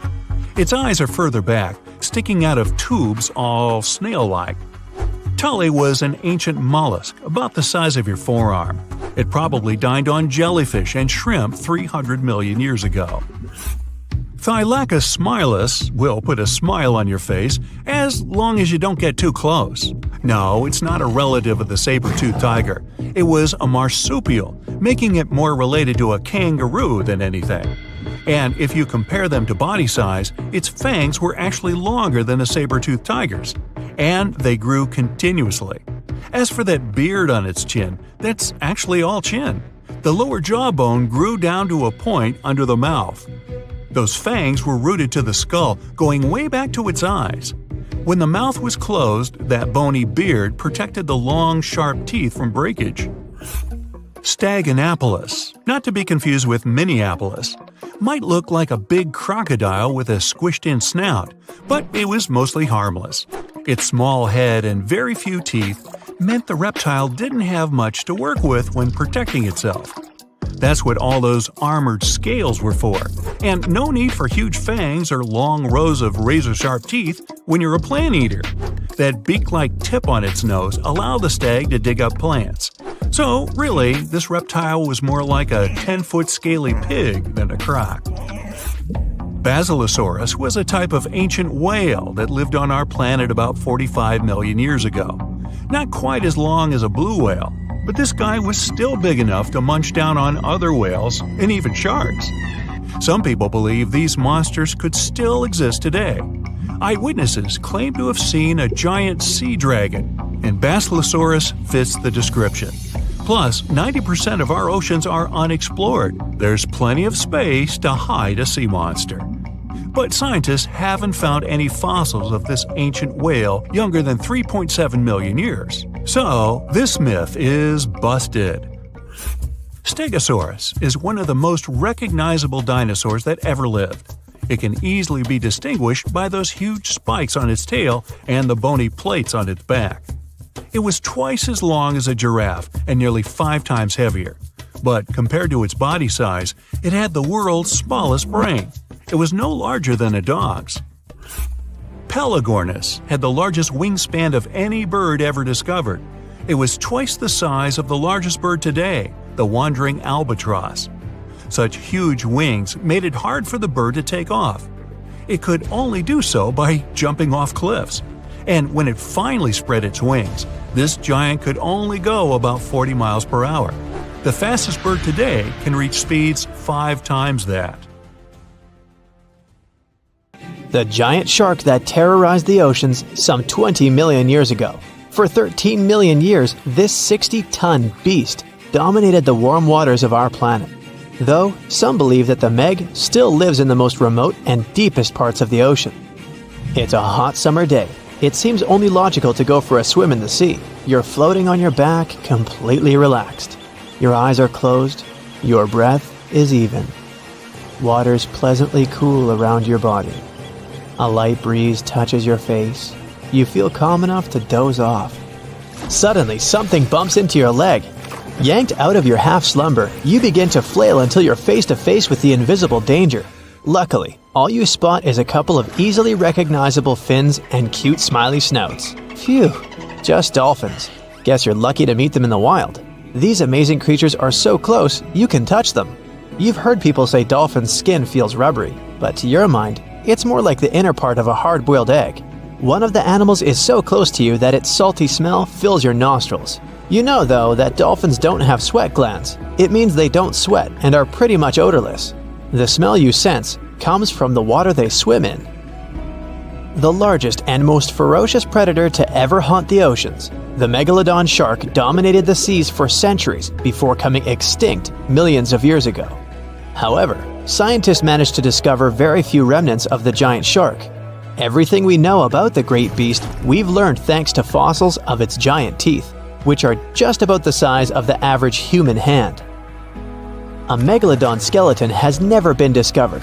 Shark skeletons are made mostly of cartilage, meaning that they decompose quickly.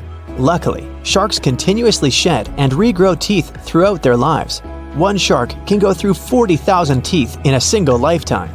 Scientists have managed to study different types of shark species based on their teeth alone. The megalodon shark had around 276 teeth. When they fell out, those teeth landed in the seabed where they stayed for millions of years, fossilizing. Scientists found those teeth, and they're the only real record we have of the megalodon's existence. Megalodon teeth have been discovered all over the world. It means that unlike other marine animals of its time, the megalodon was intercontinental. Even today, most sharks and marine animals tend to stick to one sea or ocean. The megalodon shark swam freely around the world, moving between tropical and subtropical waters.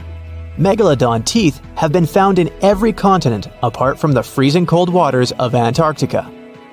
When a megalodon makes a starring appearance in a movie or TV show, it's portrayed to look like a giant version of a great white shark.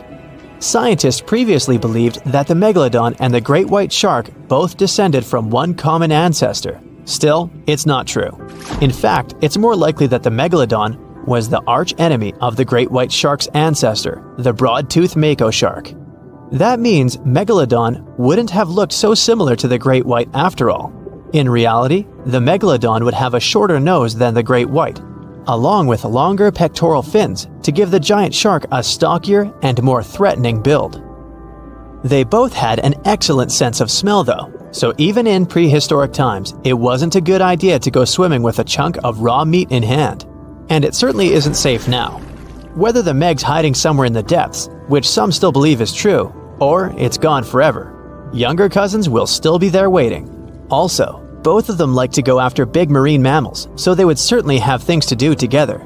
That is, until the Meg got moody and accidentally ate its friend. You never know. These guys had a different hunting style.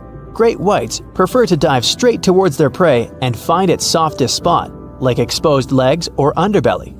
Sometimes, an entire tooth would be found embedded in a bone of some bigger animal, such as a whale. Without the main parts they use for swimming, poor sea animals were then helpless and unable to escape. Yet whales were just a smaller part of Megalodon's diet. Seals, sea cows, squids, dolphins, other sharks.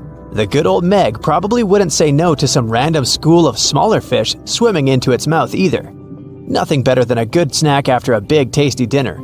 Even those giant turtles weren't safe with their thick shells. The Meg probably took them as a dare challenge on a daily basis. Scientists have used computer simulations to try and work out the hunting style of the ancient shark. Using this technology, scientists have discovered that the Megalodon's attack style was very different from that of modern-day sharks.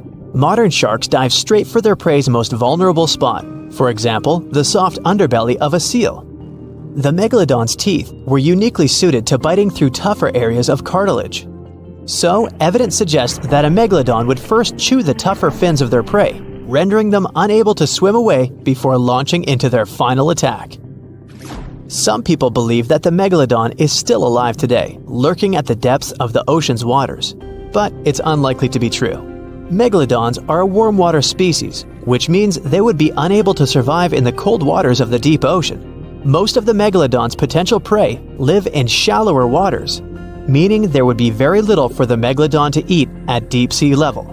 Simply put, if there was an animal as big as the Megalodon still living today, we would have spotted it by now. It is unlikely that you'll run into a Meg though. The sharks, like us, preferred warm coastal waters. Deep ocean living would be too cold for the beasts, and food would be scarce. Their entire bodies would also have to evolve to avoid being squished by the enormous water pressure down there. It's unlikely they're still around, but not impossible. Some good news if you do run into one is that the shark is pretty unlikely to eat you. You are way too small a meal for the Megalodon, even if you have a couple of friends with you. This guy eats whales that are over 50 feet long. If you're having a beach party though, it's a different story. In a beach full of swimmers, the shark very well might creep up, scooping several humans into its giant mouth without even chewing. The fearsome name Megalodon comes from two Greek words, megas, meaning big, and odont, meaning tooth. Combined, they mean big tooth, and it certainly lives up to its name. Just one of its chompers is the same size as a human head. It had 276 humongous teeth in total, across 5 terrifying rows. In all of history, only a couple of saber-toothed cats and the T-Rex had consistently bigger teeth. Now that's a showdown I'd like to watch. The Megalodon vanished millions of years ago, leaving only huge teeth to be found by modern archaeologists. They literally disappeared with very few traces left. Scientists believe that over time, deep sea levels dropped and the ocean's temperature went down rapidly. Over a third of all marine life was wiped out as the oceans cooled and the number of animals at the bottom of the food chain plummeted. This had a catastrophic effect on the hungry predators at the top. Sorry guys. It became way too cold for these sun-loving sharks too, which made it difficult for them to reproduce since they gave birth in warm waters. The Megalodon is usually described as a sort of great white shark, but this is just a common myth. In fact, the ancestors of today's great white existed at the same time as the Meg, but they weren't best buddies and were even in competition with each other. The great white shark was a better hunter using its smaller size and agility to snap up the Meg's prey quickly. They were also known to eat Meg pups, who were only half their size. This didn't exactly help the whole extinction thing. While a great white was no match for an adult Meg in a head-to-head fight, they sure weren't scared of stealing their food. This only left the bigger fish and whales for the Meg, but its food supplies began to run out as whales swam to the cooler new seas. The whales adapted to prefer the colder temperatures, leaving our friend the Meg behind. The Megalodons either starved or were frozen into extinction by the Ice Age. Rather than a great white, the Megalodon is more like a modern bull shark. It had a short snout, a flat lower jaw, and huge pectoral fins to support its massive weight and size. As scary as they are, these sharks were actually caring family guys. Several Megalodon nursery areas have been discovered in Florida, Maryland, and Panama. They gave birth to their young in shallow water environments. We know this from discovering loads of tiny Megalodon teeth found in these areas. I wonder if they had nannies too. The stonefish. Stonefish aren't going to win any beauty contests, unless the pageant is for best rock look-alike. Their tiny unreflective eyes and rough skin blend in perfectly with their environment. A large head, an even bigger mouth, and a home full of, yeah, it's rocks. And just because you're on the beach doesn't mean you're safe. Stonefish can survive for 24 hours out of the water. Stepping on one, or even handling one, won't be that fun. Their dorsal fin spines have extremely strong venom. It shoots out when they get stepped on, and it can lead to paralysis or even heart failure. You'll need help fast. No wonder they're one of the most dangerous creatures in the water, or anywhere. Be careful when scrambling around rocky areas. They love to play hide and seek. The deep-sea dragonfish. If there were a prize for the most hideous fish in the ocean, the deep-sea dragonfish would win. With slimy, scaleless skin, massive teeth, and a face only a mother could love, this bad boy of the sea is nothing to mess with. It likes to swim between 700 feet and 6,000 feet below the surface of the ocean, where the waters are the darkest and coldest. Along with some other creatures on this list, the deep-sea dragonfish relies on its bioluminescent body parts to catch prey. It also uses its hanging appendage, which boasts a little red light on the end, coming out from its lower jaw. Many fish mistake this little light for prey, luring them right into the jaws of the deep-sea dragonfish. Very clever dragonfish, very clever indeed. The fangtooth. The Mariana Trench is an underwater trench with a depth of 35,000 feet, nearly 7 miles below the ocean surface. Let that sink in. While scientists know the Mariana Trench exists, it's one of the least explored places on Earth. It's also the deepest area of Earth's oceans. And although many creatures down there probably haven't even been seen by humans yet, scientists have had the creepy pleasure of getting to know the fangtooth. The fangtooth fish shamelessly lives up to its name. Just look at that thing. The fangtooth is carnivorous and feeds on just about anything it can find that gets caught in its sharp-toothed mouth. These fish rely on their contact chemoreception to find prey. In other words, they can sense chemical residue that comes off of other living organisms in the deep sea. This is because they don't have any light-producing cells on their bodies, unlike many other deep-sea fish. On top of all that, it's pretty dark down there, so whatever crosses their path, they chomp on. While these guys look pretty scary, they're not a threat to humans. They only grow about 7 inches long. Even so, I wouldn't want to run into one of these things during a relaxing swim in the ocean. The Dunkleosteus. Strangely enough, this prehistoric fish, known as the T-Rex of the seas, had no teeth. Those were replaced with bony plates that allowed it to have the strongest bite among other monsters of its size. The goblin shark. If you thought the movies about sharks were scary, this next deep-sea creature will make you swear off going for dips in the ocean forever. However, it lives 3,000 feet underwater, so you'll never likely see it face to face. The goblin shark looks like a cross between a shark and a creature from your worst nightmare. These sharks boast a protruding sword-like snout with a jaw that juts out to match. Unlike other sharks that have more of a gray hue, this creepy thing looks not so pretty and pink. Aside from their scary demeanor, what do scientists really know about the goblin shark? Well, not much, except that they can grow up to 18 feet in length. Looks like there's still a lot to learn about these guys, if you dare to. By the way, did you know that sharks don't sleep?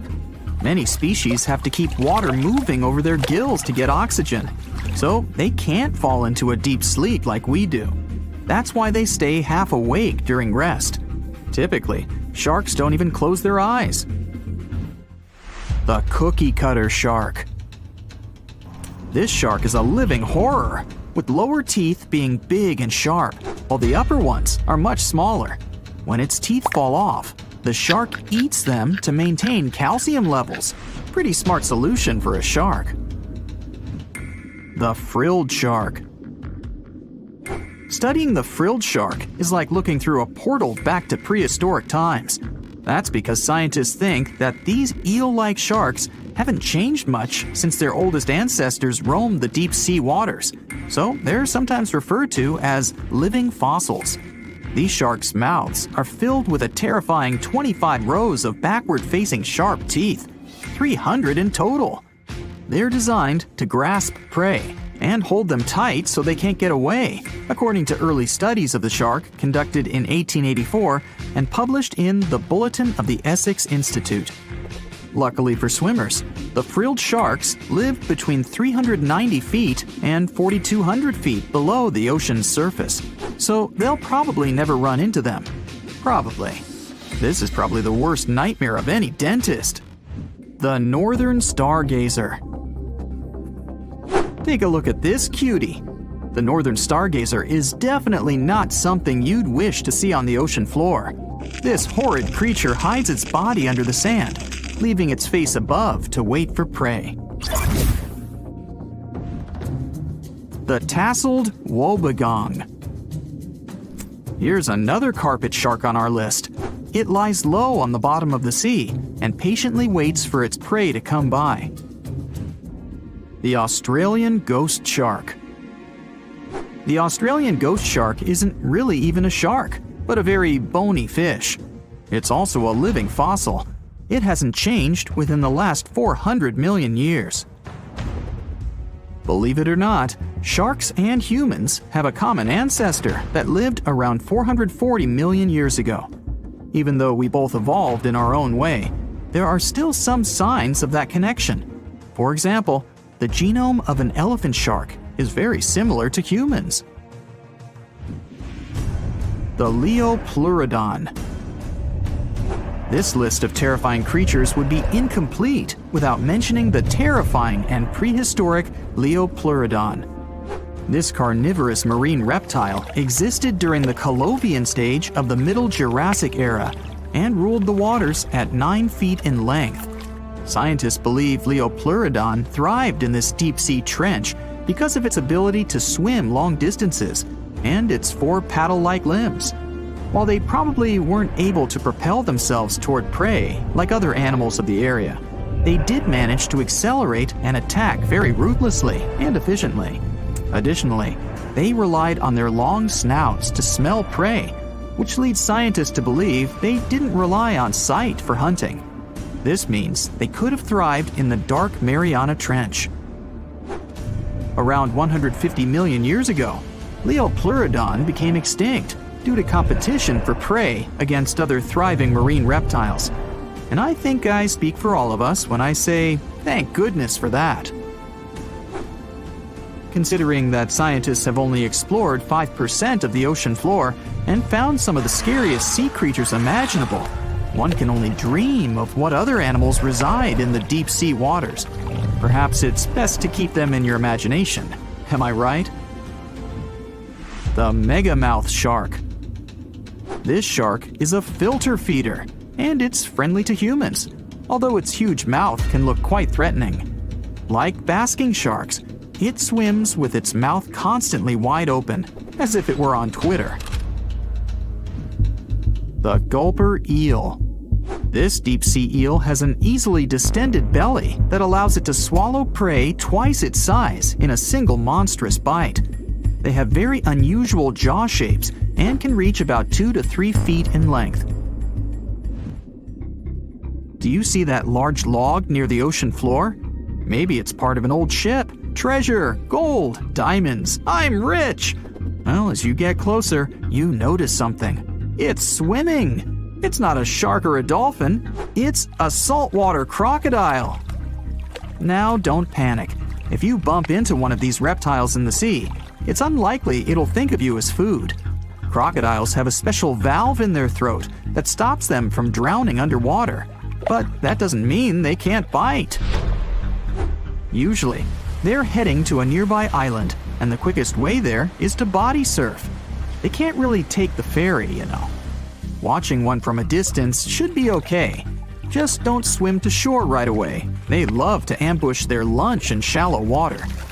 If there's one time I'd want to see a great white shark, it's when I'm diving with crocodiles. They'll gladly take a crocodile-sized nibble, given the right motivation. There are plenty of fish in the sea. Some of them look totally like Nemo or Dory.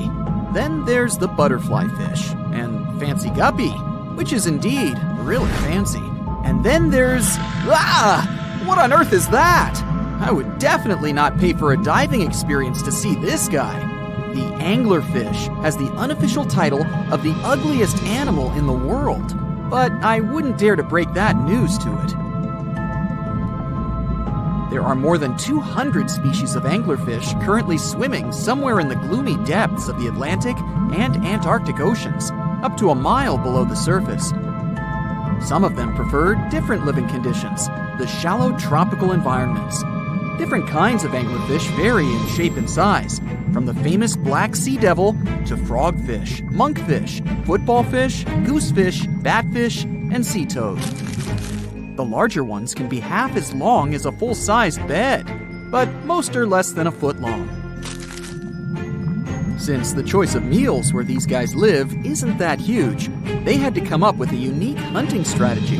They don't waste their priceless life energy on following prospective prey.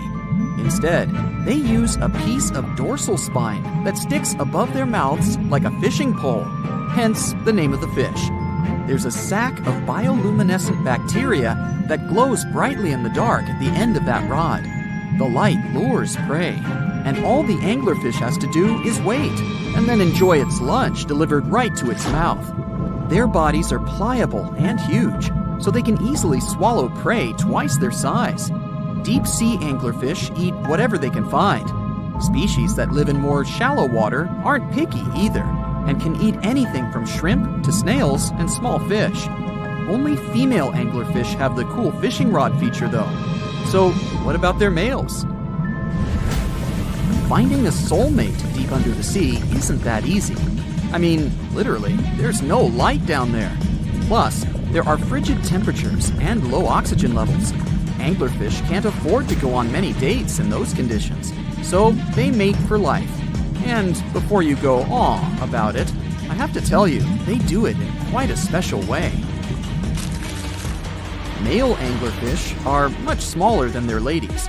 The contrast is so striking that when researchers first got interested in their love life, they thought those males were actually the offspring, or larvae, hanging out next to their moms.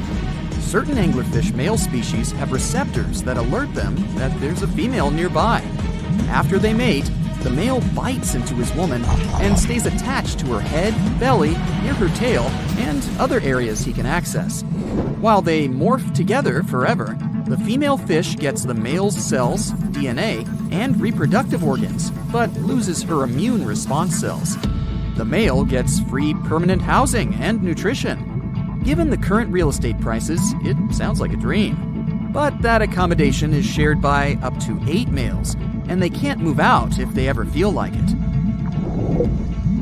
You're unlikely to meet this deep-sea fish in real life, but if you meet an anglerfish in your favorite video game, remember that you can easily outswim it and make it kinder to you with tranquilizing arrows. Once you befriend it, the anglerfish can be your scout and help you discover new areas with its bioluminescent pods. Back in the real world, down in the twilight zone of the ocean, about 650 to 3,300 feet down, the anglerfish isn't the only creature you're lucky you'll probably never meet. Many of the locals look like they come straight out of science fiction or horror movies, but that's because they had to adapt to this dark, deep world. I did my best to get you prepared for the creatures you're going to meet, starting with the common fangtooth. They spend most of their lives deep down, but at night, they move toward the surface to snack. These guys are more active than most other deep-sea dwellers. They don't wait for food to come their way, but actually follow it, and then get it with their long, hungry teeth. They don't have a built-in light bulb like the anglerfish, so they've developed a great sense of smell and use as much sunlight as they can get there in the depth to get around. Sometimes, even the shadow of a passing by prospective prey is enough for them to switch to action mode. And though they don't look too charming, they're completely harmless to humans if you ever run into one of these guys. Stoplight Loosejaw sounds like a great name for an alternative band, but it's actually another deep-sea resident with sneaky hunting habits. It has special light-producing photophores under each eye. They emit green and red light like a stoplight, hence the name of the fish. Unlike other fish, these guys hardly ever leave the twilight and midnight zones. Their lower jaw is a quarter of the total body length, and the stoplight keeps it open all the time, hoping to get some lunch. It looks like a ferocious predator, but mostly prefers zooplankton, with an occasional dessert of shrimp, krill, and fish. I'm sure you didn't expect to meet a hybrid of an eel and a bird, but here it is! The slender snipe eel has a beak, much like that of a bird, with curving tips. The beak is equipped with tiny hooked teeth that the eels use to catch the antennae of delicious shrimp. And it sure is slender, stretching up to 5 feet and weighing only a few ounces. Scientists don't know all of this guy's secrets, since it's pretty tricky to study in their natural habitat. But it looks like they only produce offspring once in a lifetime, and then pass away. Glass squids like to take it easy in life, and literally go with the flow. They're filled with a solution which is lighter than water, so they don't have to make any effort to move around the deep sea, looking for food and partners. These creatures are transparent, so they blend into any landscape and don't even cast a shadow while moving. Talk about a great survival tactic.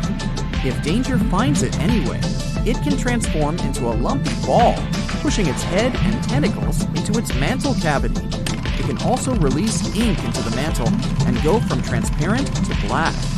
The same ink can protect it against hungry whales and seabirds. Another tactic they use to scare off predators is to activate their light-emitting organs around their eyes. I'm getting hungry. Maybe I can snack on this sea cucumber. Ouch, it's moving! So I guess it doesn't belong in a salad after all. These soft-bodied fellows live in all parts of the ocean, from shallow waters to the deep underwater world. Most of them slowly move around with their tiny feet, but some crawl around by flexing their bodies. Sea cucumbers can shed their internal organs when there's a predator approaching. Those sticky organs distract the intruder, and the happy cucumber moves on and just grows the organs back. What's that glistening in the distance? Looks like someone dropped gems in the water. That's a sea sapphire, also known as the most beautiful animal you've never seen. Some males of this type of copepod can change color from deep blue to purple, red, or gold. 1 second later, it's gone. And it's back, shimmering bright. The secret to this magic is that their bodies are transparent and reflect light differently at certain angles. It looks like it's their way of communicating between each other and attracting mates. Female sea sapphires don't have the same superpower, but their eyes are bigger compared to males, probably to spot them from a distance. Males roam wild and free, and their ladies stay in the crystal palaces of strange barrel-shaped jellies called salps. For years, scientists have been struggling to explain bizarre sounds, some repeating, some heard only once, that come from the dark depths of the ocean. From bewildering hums to worrying bloops, the water transmits outlandish acoustic phenomena. One of these mysterious noises got named the upsweep. For the first time, this long train of sounds was registered in 1991 in the Pacific Ocean. One of the most unusual things about this signal is that it keeps changing, as if trying to confuse researchers even more. Like some unearthly howl, it varies from high to low frequencies and then back again, and you can hear it better in the spring and fall than in the winter and summer. Why the upsweep? It's simple. The sound travels from the bottom of the ocean towards its surface, as if sweeping up. Scientists do have a theory explaining this phenomenon: the activity of undersea volcanoes. Hot lava pouring into ice-cold ocean water could theoretically create such noises, but there's no proof found yet. Plus, the sound has been declining since 1991, even though it can still be detected.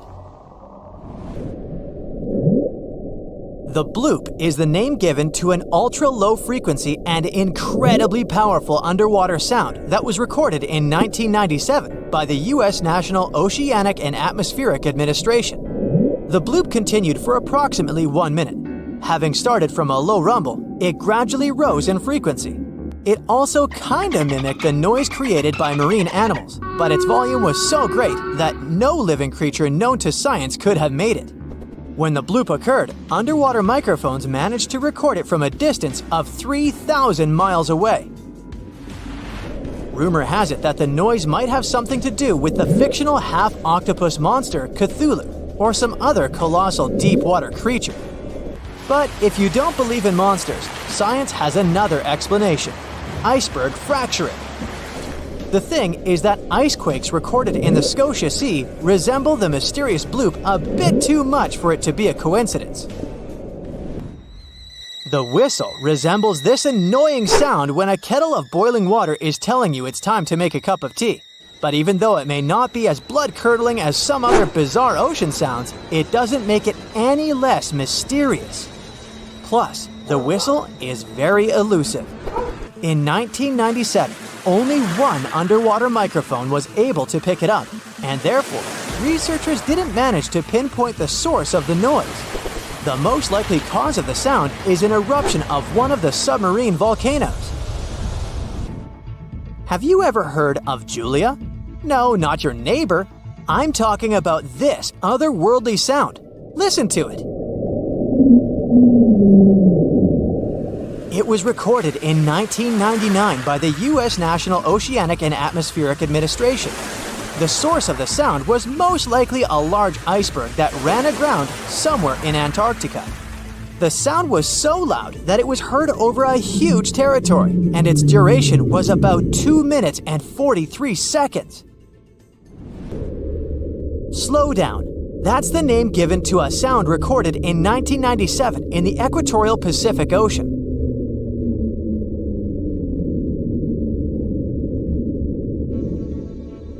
The sound was called this way because it slowly decreased in frequency over 7 minutes or so. It's been picked out a few more times since it was recorded for the first time. The source of the sound isn't very mysterious. Most likely, it was produced by a massive iceberg that became grounded in Antarctica, or it was caused by moving ice. By that, I mean the friction produced by a large ice sheet moving over land. The loneliest whale sound is often called the 52 Hz whale because the animal that creates it calls at a unique for these creatures frequency. When you listen to this sound, it sounds like a low bass note. At the same time, it's much higher than the normal frequency of the whale call, which rings between 10 and 40 Hz. Interestingly, scientists have been listening to the world's loneliest whale for decades, but haven't managed to figure out its precise location. Nobody knows whether the mammal is male or female, what species it is, or if the animal is still alive. After all, for the last time, its call was recorded in 2004. Earth-shaking booming sounds have been reverberating off some parts of North Carolina for more than 150 years. Called Seneca guns, they're most often heard near the coast. The sounds are so powerful that they often rattle window panes and sometimes vibrate entire buildings. They can last from 1 to almost 10 seconds. Even though scientists haven't cracked this mystery yet, there are some theories. They range from earthquakes to severe distant storms and quarry blasts. But even though the ground trembles every time the phenomenon occurs, no seismic activity coincides with these events. So far, scientists have come to the conclusion that the mysterious sounds happen in the atmosphere, not on or under the surface of our planet. If this theory is true, bolides might be the answer. These extremely bright meteors often explode once they enter Earth's atmosphere. Or Seneca guns might be born in the ocean.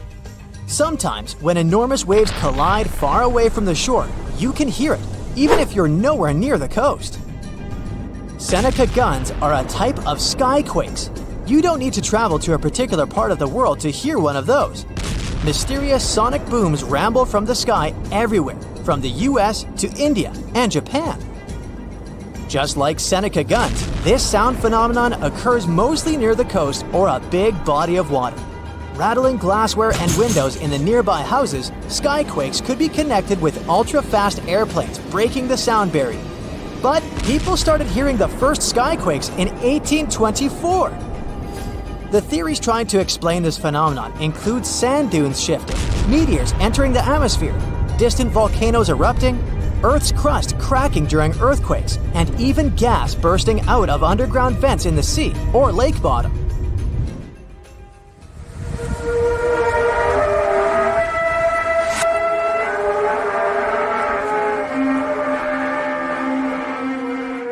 In different countries all over the world, people get paralyzed with fear after hearing otherworldly trumpet sounds that seem to be coming from the sky. The inhabitants of the US, Canada, Australia, Germany, and the Philippines have already heard this hair-raising noise since it was first recorded in 2008. These sounds are sometimes called the sound of apocalypse. And although until recently, nobody could understand the origin of the sounds, NASA claims that there is nothing to be afraid of. The noise can be coming from our own planet. Usually, it's quiet and thus inaudible to the human ear.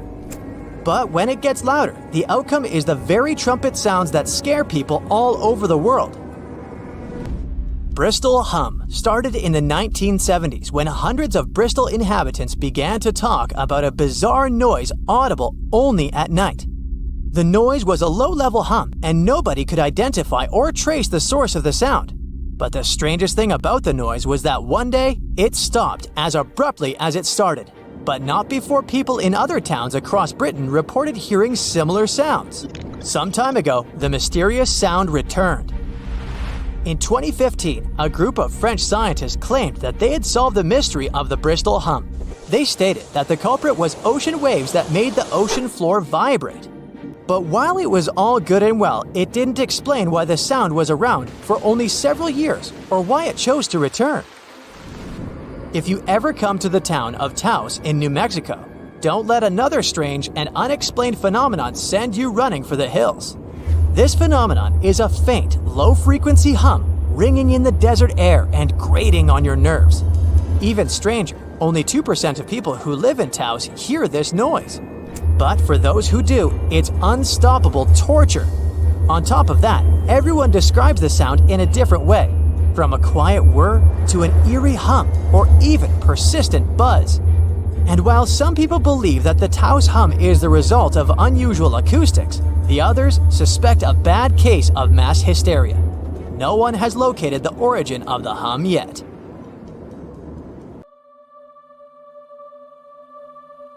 Within the ocean waters, somewhere in the southern hemisphere, a ghostly black shadow looms deep down in the depths.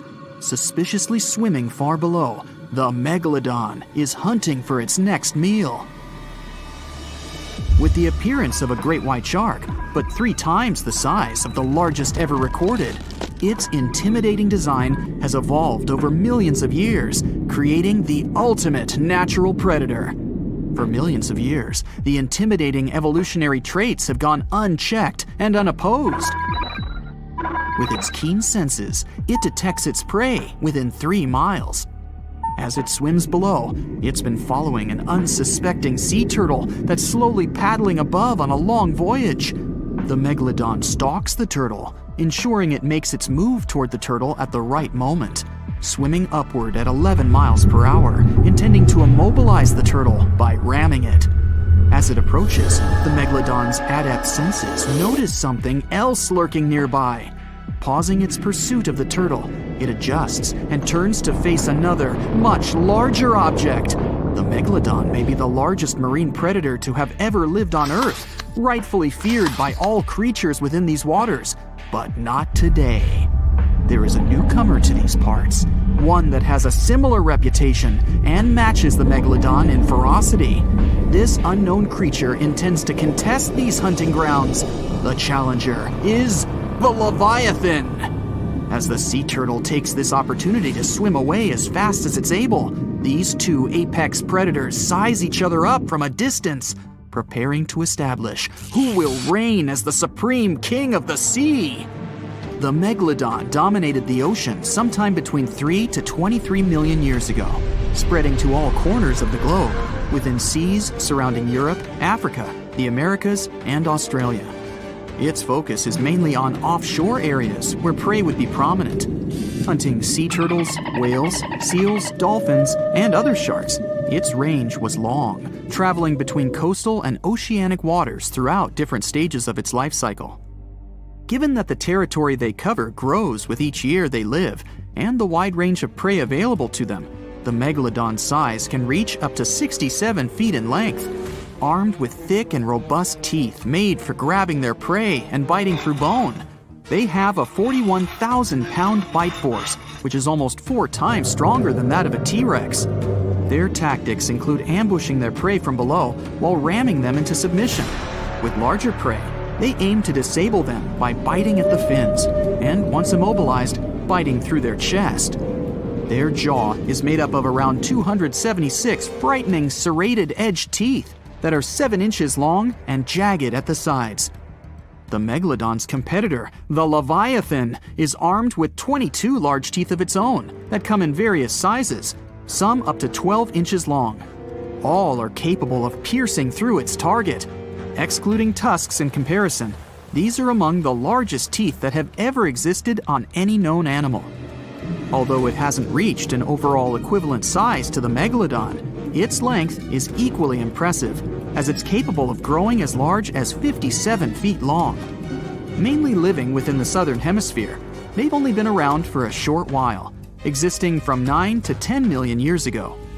Although it hunts similar prey to the Megalodon, it has a different strategic method of hunting, chasing its prey, tiring it out to the point of exhaustion, and then finishing it off by ramming it with its head and then biting it.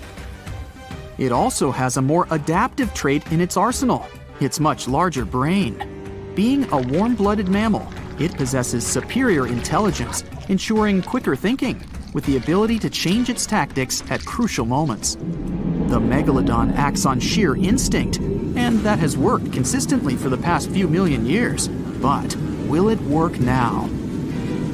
Although there are millions of years of difference between when these two behemoths existed and patrolled the seas, they shared a short period of time in history. But when they did overlap one another's territory, they created some of the most epic conflicts that have ever been had on Earth. This Megalodon's turf has never been in contention until now. As the Leviathan approaches, observing the much larger Megalodon, it's hesitant to make the first move, as generally, anything that it has come across before attempts to escape immediately, causing a chase to begin. The Megalodon, however, never flees. The Megalodon's instincts ensure it will act overconfident, and, as expected, it makes the first move. It swims at full speed, gliding through the water, aiming to ram the Leviathan. The Leviathan has no other choice but to do the same, rather than turning to flee and leaving itself unprotected. The two aquatic giants slice through the water on their way to meet fin to fin. The Megalodon is puzzled that its foe is not turning tail to swim away, but it continues, as it has no reason to doubt victory from this tried and true tactic that has never failed before. As the Megalodon approaches, it quickly turns to swim downward. It's faster and more agile than its opponent. It maneuvers below, gaining some distance. The Leviathan moves much slower and is unable to turn in time as the Megalodon veers upward and rams it on its soft underbelly, attempting to force it into submission. There is little effect due to its size, and the Leviathan continues to turn, but it's far too slow as it attempts to bite with a desperate hope to grasp its attacker with its powerful jaws. The Megalodon easily swims away from its toothy trap, quickly retaliating by taking aim at the tail and fins, chipping away at little pieces as it bites, then quickly retreats, continuing this routine over and over, trying to disable the Leviathan's defenses. This tactic is effective, but it's taxing on the Megalodon as it's running out of energy. Still, it pushes hard to try and finish the hunt, using all the energy at its disposal, expecting that the struggle will not go on much longer. The Leviathan is outmatched. The speed of its combatant is far superior, and the constant chipping away at the fins and tail is becoming too costly. Upon realizing its abilities are surpassed and that it's helpless to resist the constant array of attacks, it attempts to swim away, maneuvering as it flees, desperately trying to obtain some distance from its aggressor. The Megalodon follows the Leviathan during its attempted escape, realizing this is a prime opportunity to finish the job. The Leviathan swipes its large tail as it swims, trying to repel any further attacks from the Megalodon. It hits the Megalodon and stops it in its path with every advance. As the Leviathan continues to swim away, it sustains energy with ease. The Megalodon, on the other hand, is quickly running out. The Leviathan's strategy is working as it continues to swim at a relaxed pace. The Megalodon eventually runs out of energy, unable to continue at the same pace, but its instinctual arrogance won't let go. In its evolution, it has never really needed to develop the ability to flee. There has never been a reason for it. Over millions of years, it's never been outmatched, but that is all changing now.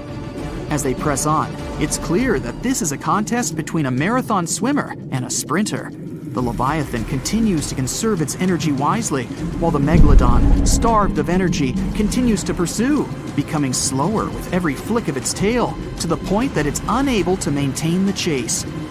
Upon realizing its foe is exhausted, the Leviathan turns toward the Megalodon. Now, with dominant speed and maneuverability, it spreads its massive jaws, grasping the Megalodon's spine, ending the struggle and ensuring its victory. The challenger, the Leviathan, is a novice in comparison to the ancient Megalodon, but thanks to evolution, it ensured its eventual victory. This guaranteed its reign as the top predator, and arguably the greatest predator to have existed on Earth. Unfortunately, it would only be a short reign. No, there wouldn't be a larger or more superior foe to take the mantle. The world would begin to change. The Earth would soon go through a cooling trend, which would cause the main prey of the Leviathan, to go extinct. And without a food source to sustain this hulking beast, it was unable to continue. But this led to other similar predatory animals taking its place. The killer whale, sharing similar characteristics, eventually replaced its predecessor. The Megalodon would then retake the mantle by default due to the absence of its victor.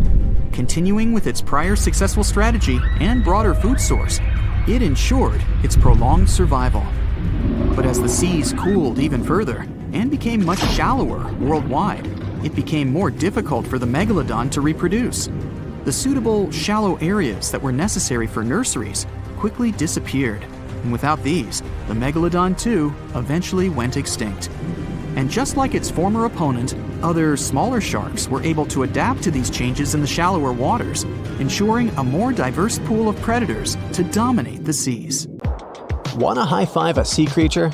Well, put your hand up for the Tasmanian red handfish. This fish doesn't swim like a fish. It walks. It uses its flipper-like hands to stroll around on the ocean floor. These bottom walkers are disturbed by swimmers and boats a lot. Some people even want to take them home as pets. I think it's better to just give them a wave and swim on by. The vampire squid. Its species name is Vampiroteuthis infernalis, which translates to vampire squid from hell.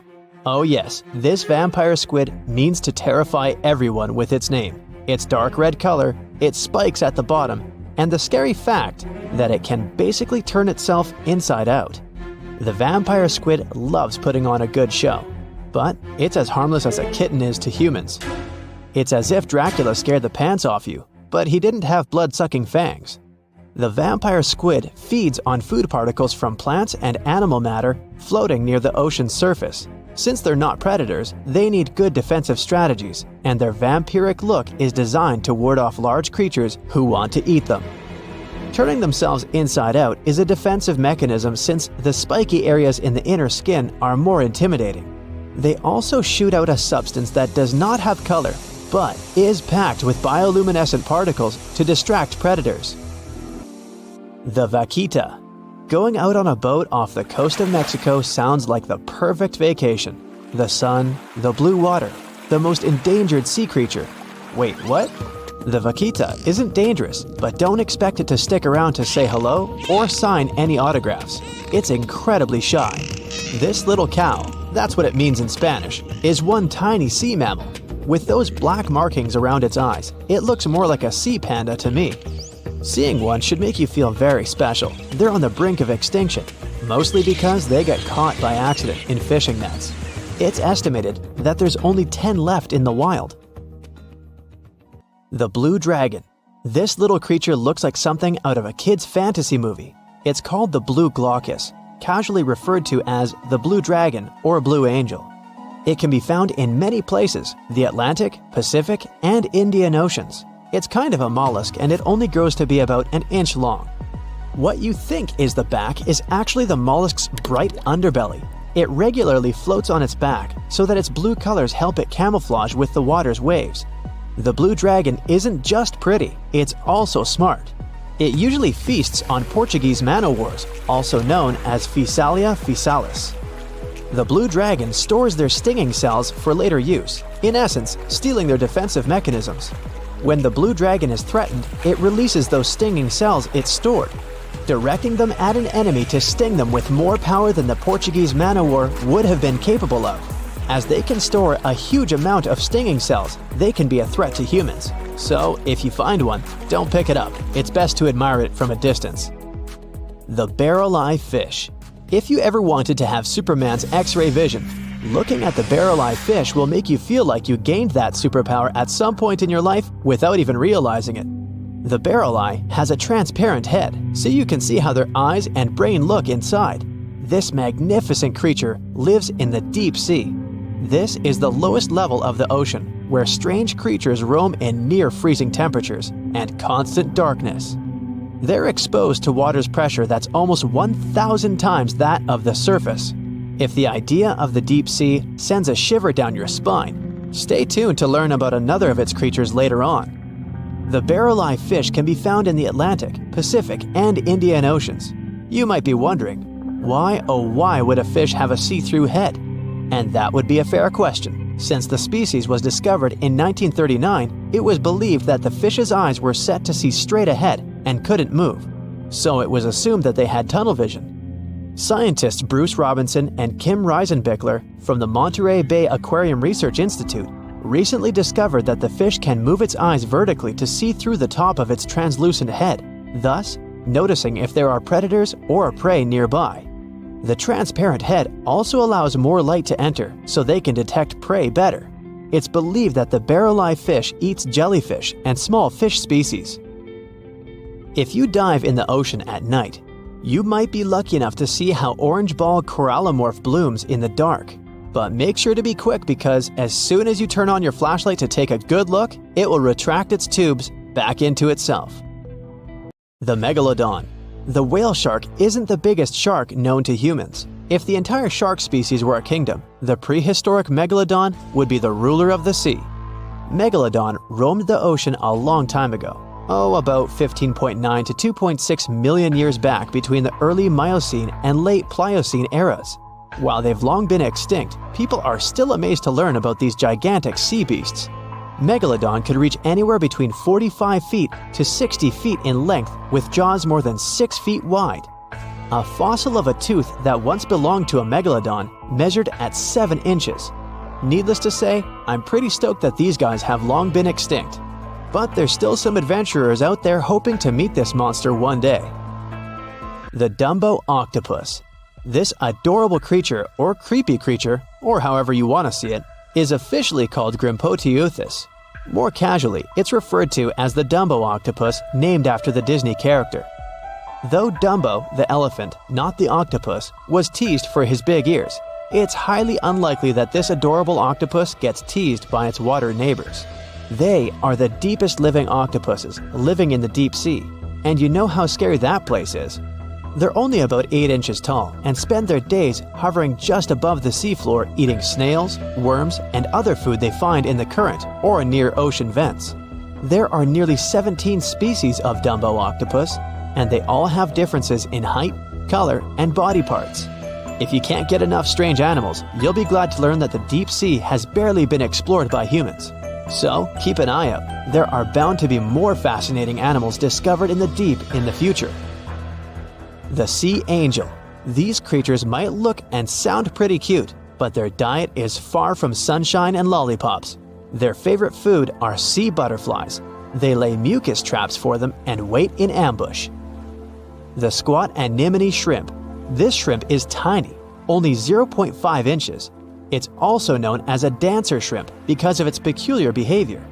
When agitated, it raises its bottom above its head and does a little dance. Divers also say it readily jumps on their hands and cleans them. The Coconut Crab. This guy may look pretty creepy, especially when the sun goes down. Mature coconut crabs are around 3 feet in length. Their preferred foods are coconuts, but they can also hunt down lizards and even large birds. The Slender Snipe Eel. Slender snipe eel is a slim and long creature that's still a mystery for marine scientists.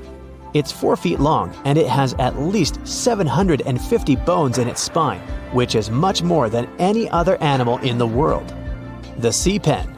Sea pen is 7 feet long and it has a lot of varieties, but most of them look indeed like a pen or a quill. The similarity is even more striking when the animal has a water-filled bulb that anchors it to the floor. The Persian Carpet Flatworm. This creature looks indeed like a carpet, despite being very small by comparison. It's only 4 inches long, able to become both male and female. It doesn't really mate with other flatworms.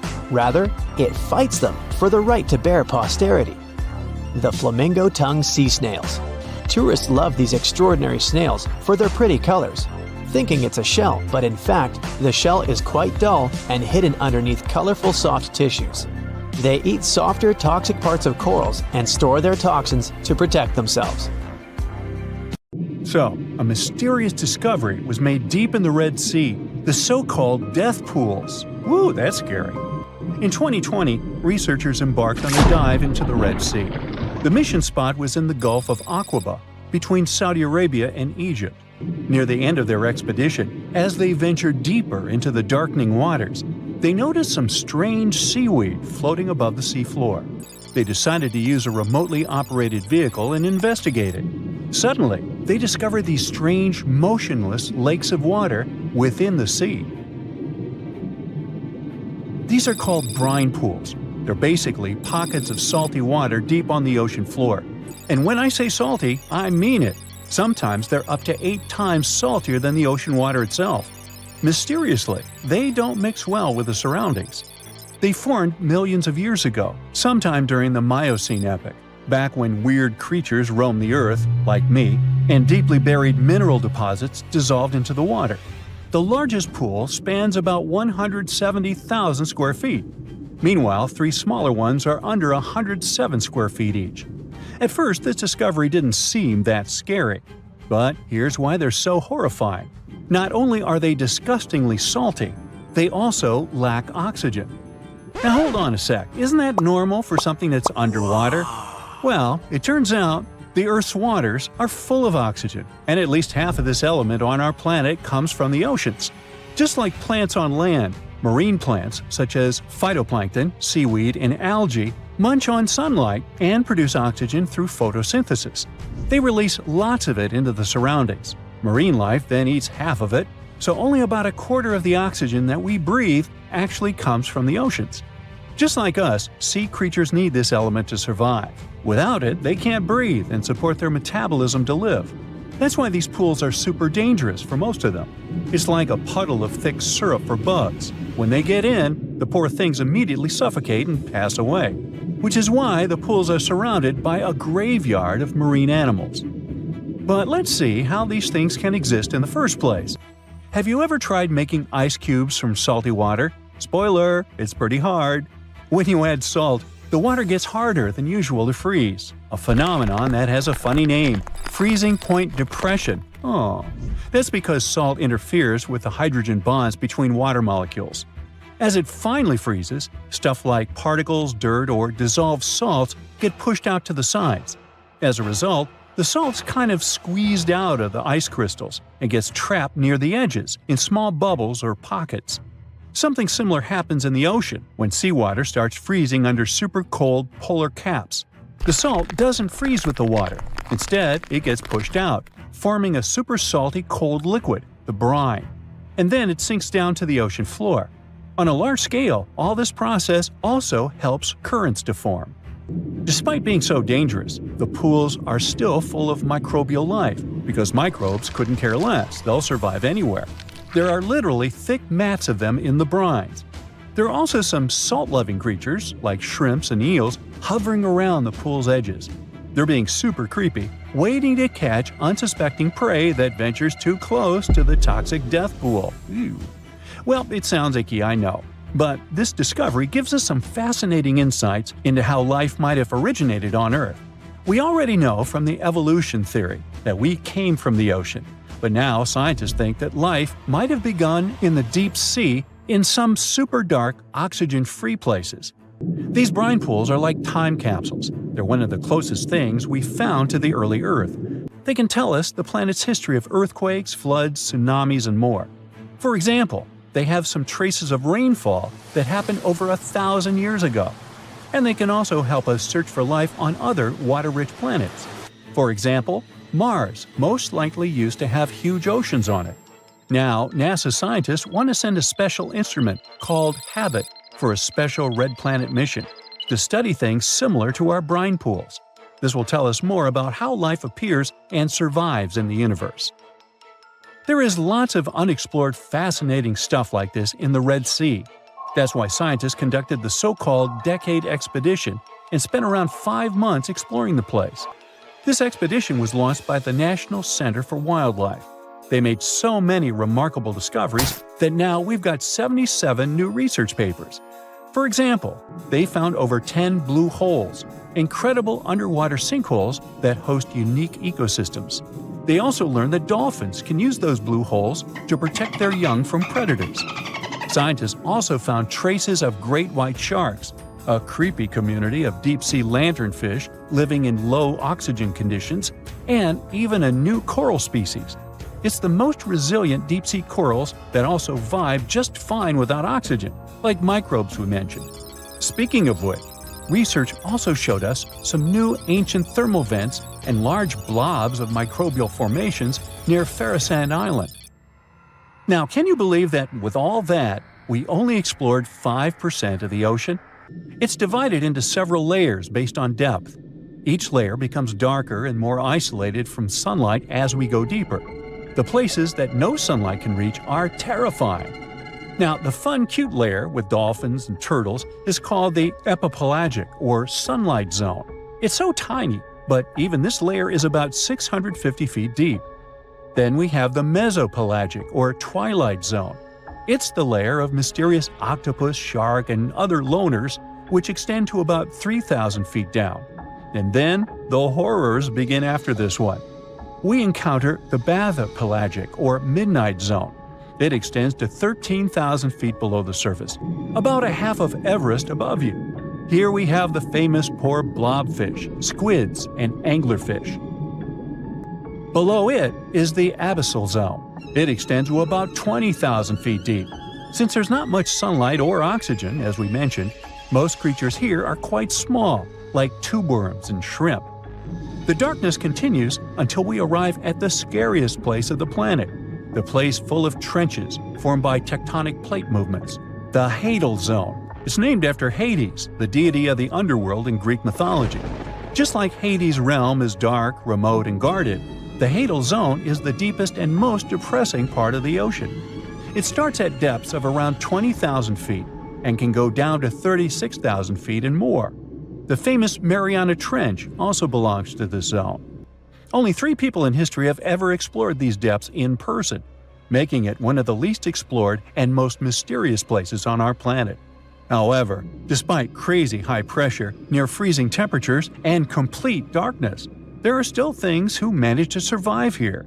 Guys like amphipods, which are critters who feed on dead material sinking from above, and the Hadal snailfish, which lives as deep as 27,000 feet. So scientists used to assume that if there's no sunlight, there wouldn't be that much oxygen around. But one day, a research team decided to measure the levels of oxygen in one of those deep zones. Surprisingly, the levels were super high. They checked the equipment thinking that it was malfunctioning, but nope, all the sensors showed the same thing.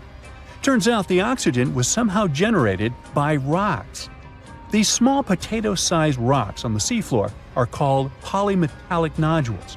They're rich in metals like copper, nickel, and cobalt, and they're basically like small batteries. When you put a battery in salt water, it can produce bubbles of gas, a process called electrolysis. In the same way, these rocks create tiny electric currents, which are powerful enough to produce the same gases, splitting water molecules into hydrogen and oxygen. It's the first time we saw oxygen being produced by some non-living minerals. This is what scientists now call dark oxygen. It turned out that about half of large marine species, or megafauna, were living just on dark oxygen alone. All these discoveries are reshaping our understanding of where and how life could evolve. It means that we might be able to find life on other planets or satellites with low oxygen conditions, like Enceladus and Europa, the moons of Jupiter and Saturn, and they have large bodies of frozen water on them. Wow! The water is bubbling under the fishing boat as if something is coming up out of the water. It gets closer and closer. The water seems to boil. Suddenly, you see giant jaws and glistening teeth. Seconds later, a huge shark jumps out of the water and crushes the boat in one bite. It was the Megalodon, the largest fish that ever existed on Earth. Now, we pictured the Megalodon as this, an enlarged version of the white shark for a long time. But scientists continue to argue about its appearance. So far, they agree that the image of this giant shark was wrong. Here's the data that scientists are sure of. Size, about 50 feet long. That's as big as a school bus and comparable to the length of a subway car. 8.5 times the height of an average person. Let's compare it to the modern white shark. The Megalodon is 3 times bigger, but that's just a rough estimate. We don't have a fully preserved skeleton of the Megalodon. That's because it didn't have any bones, but cartilage. Not much of that left in the 3.6 million years since the Megalodons went extinct. All that survived were teeth and a few vertebrae. By comparison, dinosaurs went extinct about 66 million years ago. But their solid bones are perfectly preserved, and we have many different examples of their skeletons. Scientists have calculated the size of a megalodon based on its teeth and jaw. Now, this is one tooth. It's about 7 inches long, bigger than the palm of your hand, and 3 times the size of a modern white shark's teeth. The megalodon jaw was 6 feet wide and chalked up 5 rows of teeth, a total of 276 razor-sharp chompers. The other preserved remains are the vertebral column. It consists of 150 vertebrae, each 6 inches wide. They contain much calcium because, well, megalodon love fresh cold milk. Nah, it's because the vertebrae had to withstand the enormous mass of a giant shark. Based on those fossils, scientists created a model and calculated only the approximate size of the megalodon. But it could hardly have been any bigger. It's all about breathing. The bigger the fish, the more oxygen it needs, which means a larger gill area. That's the organ that filters the water and collects oxygen. If the megalodon were any larger, it would have trouble breathing. So, scientists believe that 50 feet is the maximum size of an individual. On average, they were a few feet smaller. Whew. Now, let's talk weight. On average, one megalodon weighed about 30 to 35 tons. By comparison, a white shark weighs 1 ton, which is 30 times less. Hey, trust me. A school bus is 4 times lighter at 7.5 tons. The weight of a megalodon can be compared to an empty Boeing 737. But the modern blue whale beats the megalodon in size and weight. 98 feet long versus 50, almost twice as long. Blue whale's weight is about 180 tons. That's like 6 megalodons or 6 passenger planes, or like 33 adult elephants. Hey, don't you love the comparisons? Now, about the appearance of the megalodon. Scientists believe it didn't look like a white shark. The megalodon belongs to a different fish family and most likely looked like a giant sand tiger shark. Flattened snout, small eyes. Its dorsal fin is moved backwards. The sand shark has 2 dorsal fins about the same size.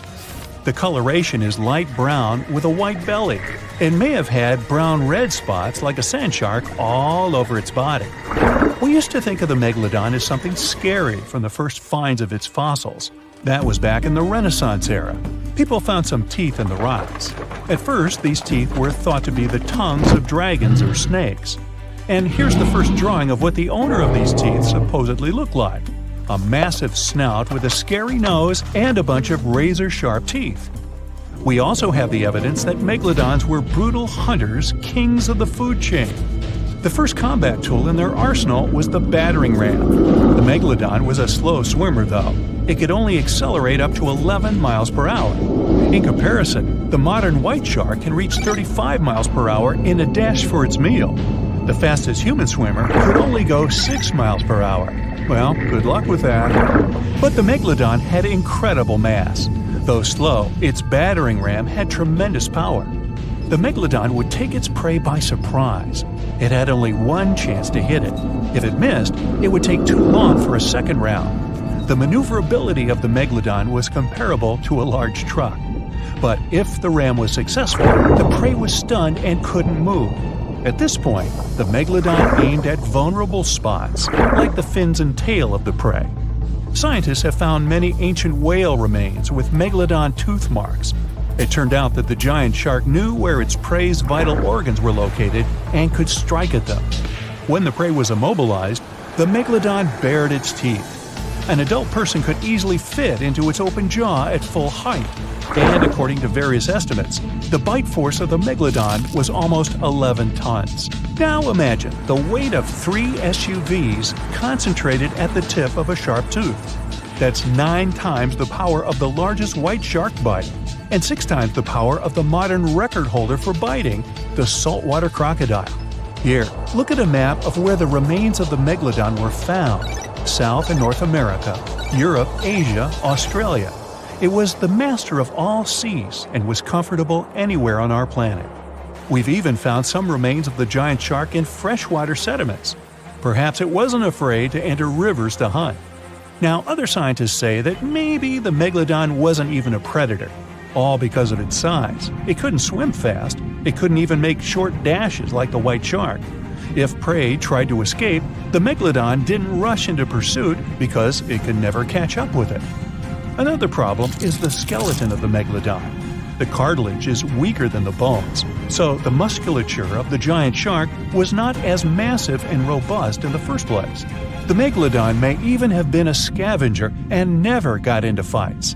This is one of the reasons why ancient sharks became extinct.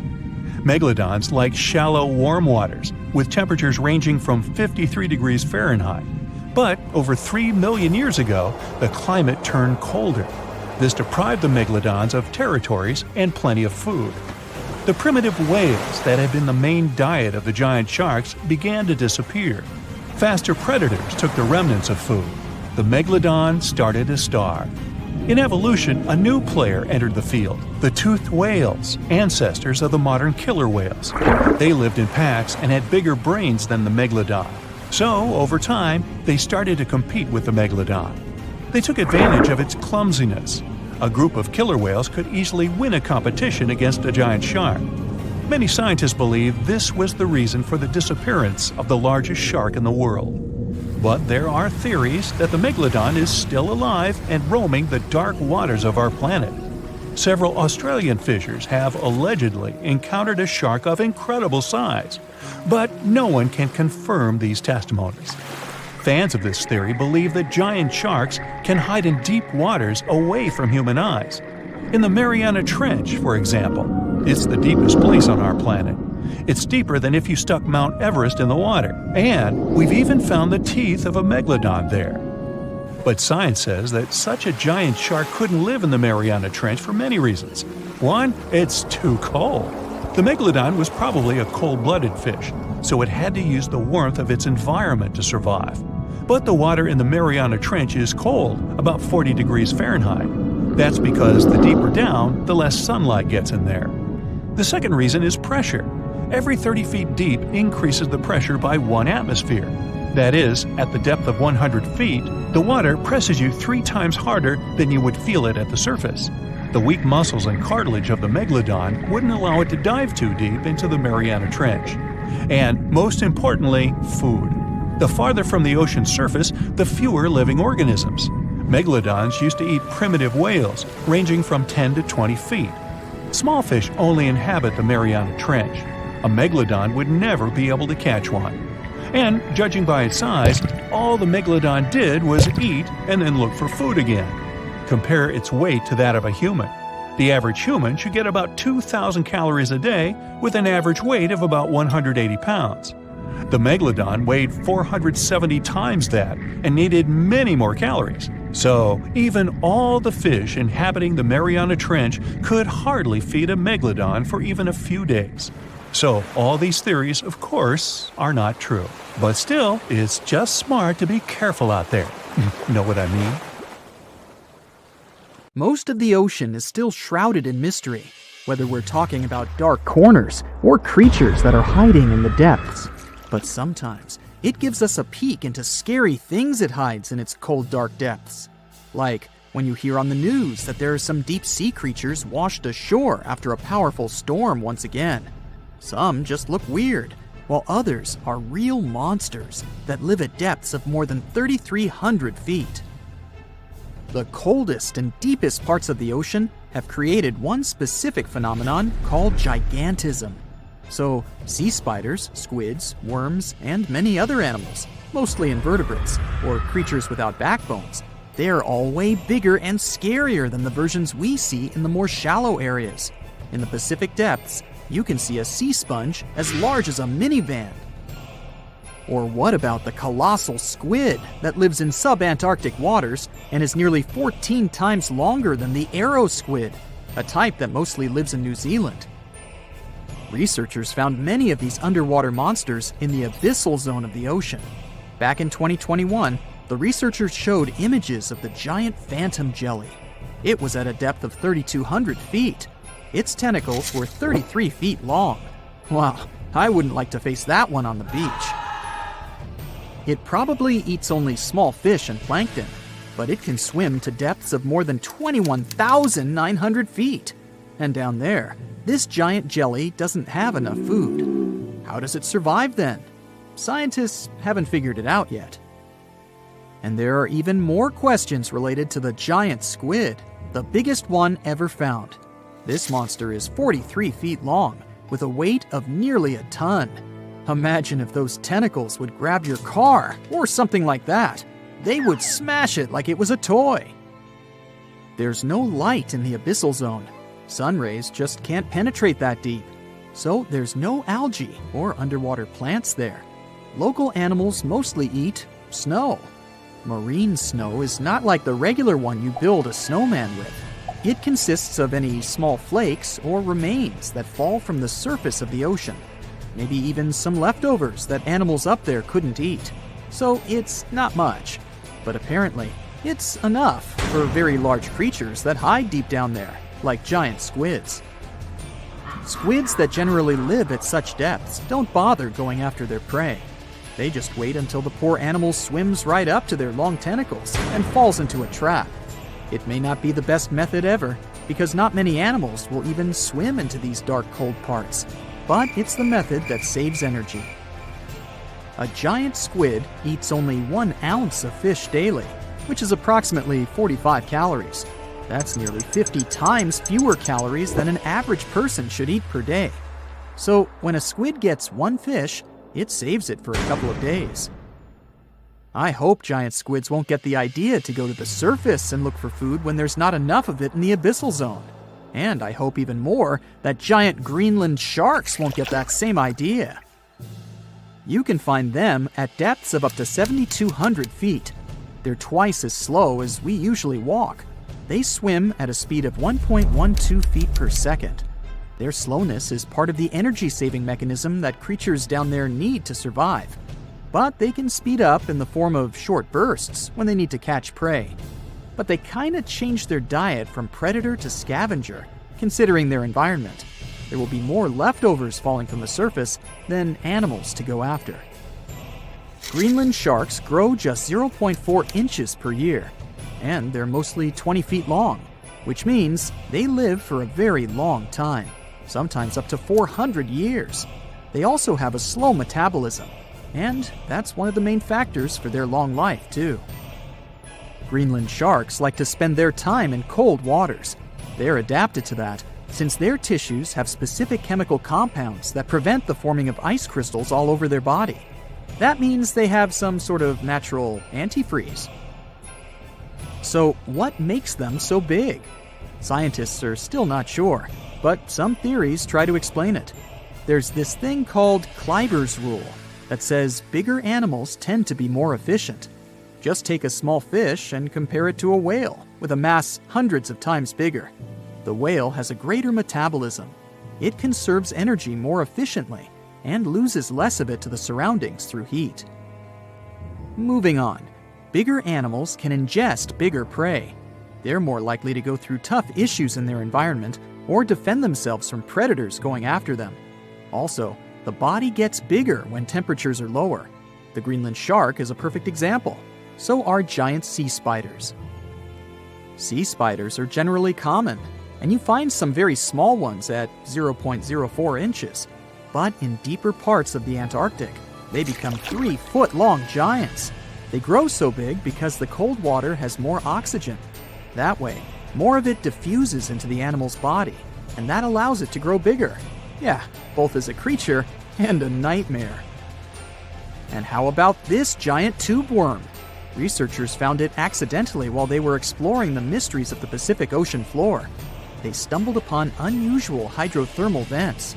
Volcanic heat is a thing that gets them going. As water seeps down through faults or cracks in the rock, these vents change their direction. When the water gets out of the vent, it's rich in different minerals and chemicals. Most animals wouldn't survive being around this toxic soup of chemicals, but not these tube worms. They came as a true surprise, because not only are they not bothered by these toxic vents and the almost boiling temperature of the water, but they developed entire ecosystems there. They're unique because they don't need sunlight to survive. Instead, small bacteria are their main source of energy. That bacteria gets their energy directly from these toxic chemicals. So it's not photosynthesis, but a process called chemosynthesis. And these tube worms don't have mouths. These bacteria live inside them. Strange story, huh? Plus, these scary worms reach up to 8 feet. Giant isopods are no better either. They lurk at the depths of the ocean of 1,640 feet or more below, far away from the sunlight, looking like some monstrous wood lice. They spend most of their time on the seabed, hoping to find some food falling from higher levels of the ocean. Check out their small hooked claws at the ends of their legs. Isopods use them to remain more stable while moving around the ocean floor. Since there's no light, they have long antennae that help them feel their way around. These sensory antennas are about half the length of their body. Giant isopods have pretty big eyes compared to their body size too. They can grow over 12 inches from head to tail. And these fellas are really patient. Remember how we said animals down there rarely get food? Sometimes they need to wait for years to get a proper meal. That's why their metabolism is amazingly slow. 5 years later. They can go for 5 years without eating anything. Imagine that. I get hungry just talking about this. In 2006, a biologist did research to compare the differences between the shallows and the deep sea regions. He realized the deep sea mirrors the island rule. First, isolated parts of land develop biodiversity you won't find anywhere else. Second, small-bodied life there grows much bigger when it's isolated, compared to life on large land masses. Resources are limited, but also competition and predators. And we don't know much about these deep-sea creatures. It's too expensive and too complicated to carry out such research. So we'll just wait for more raging storms to show us at least part of the monstrous world cold ocean depths hide. There is a place deep in the ocean where pressure is 1,000 times stronger than that we're used to at the surface. This force is enough to turn an unprotected human into dust instantly. Well, maybe more like mud. Anyway, that's why explorers need some serious preparation and equipment to survive in such extreme conditions down in the Mariana Trench. It is as wide as 20 national malls in Washington, D.C., and about 1/5 as long as the diameter of Earth. People who went all the way down describe it as a chilly, quiet, and very peaceful place. They saw a bright blanket of red and yellow rocky outcrops, and there was a whole variety of unique, small, translucent animals. The popular myth is that more people have gone to the moon than to this deepest place on Earth is not true, though. In total, 24 humans flew to the moon, and at least 27 brave souls dove down to the Mariana Trench. Most of them were explorers and not proper scientists. They just go there for the thrills and also to collect video evidence of different wildlife, geological formations, and human-made objects. Humans started traveling around space and into the ocean depths at around the same time. The first moon landing was in 1969. And the first person to go down the Challenger Deep, the deepest part of the Mariana Trench, did so in 1960.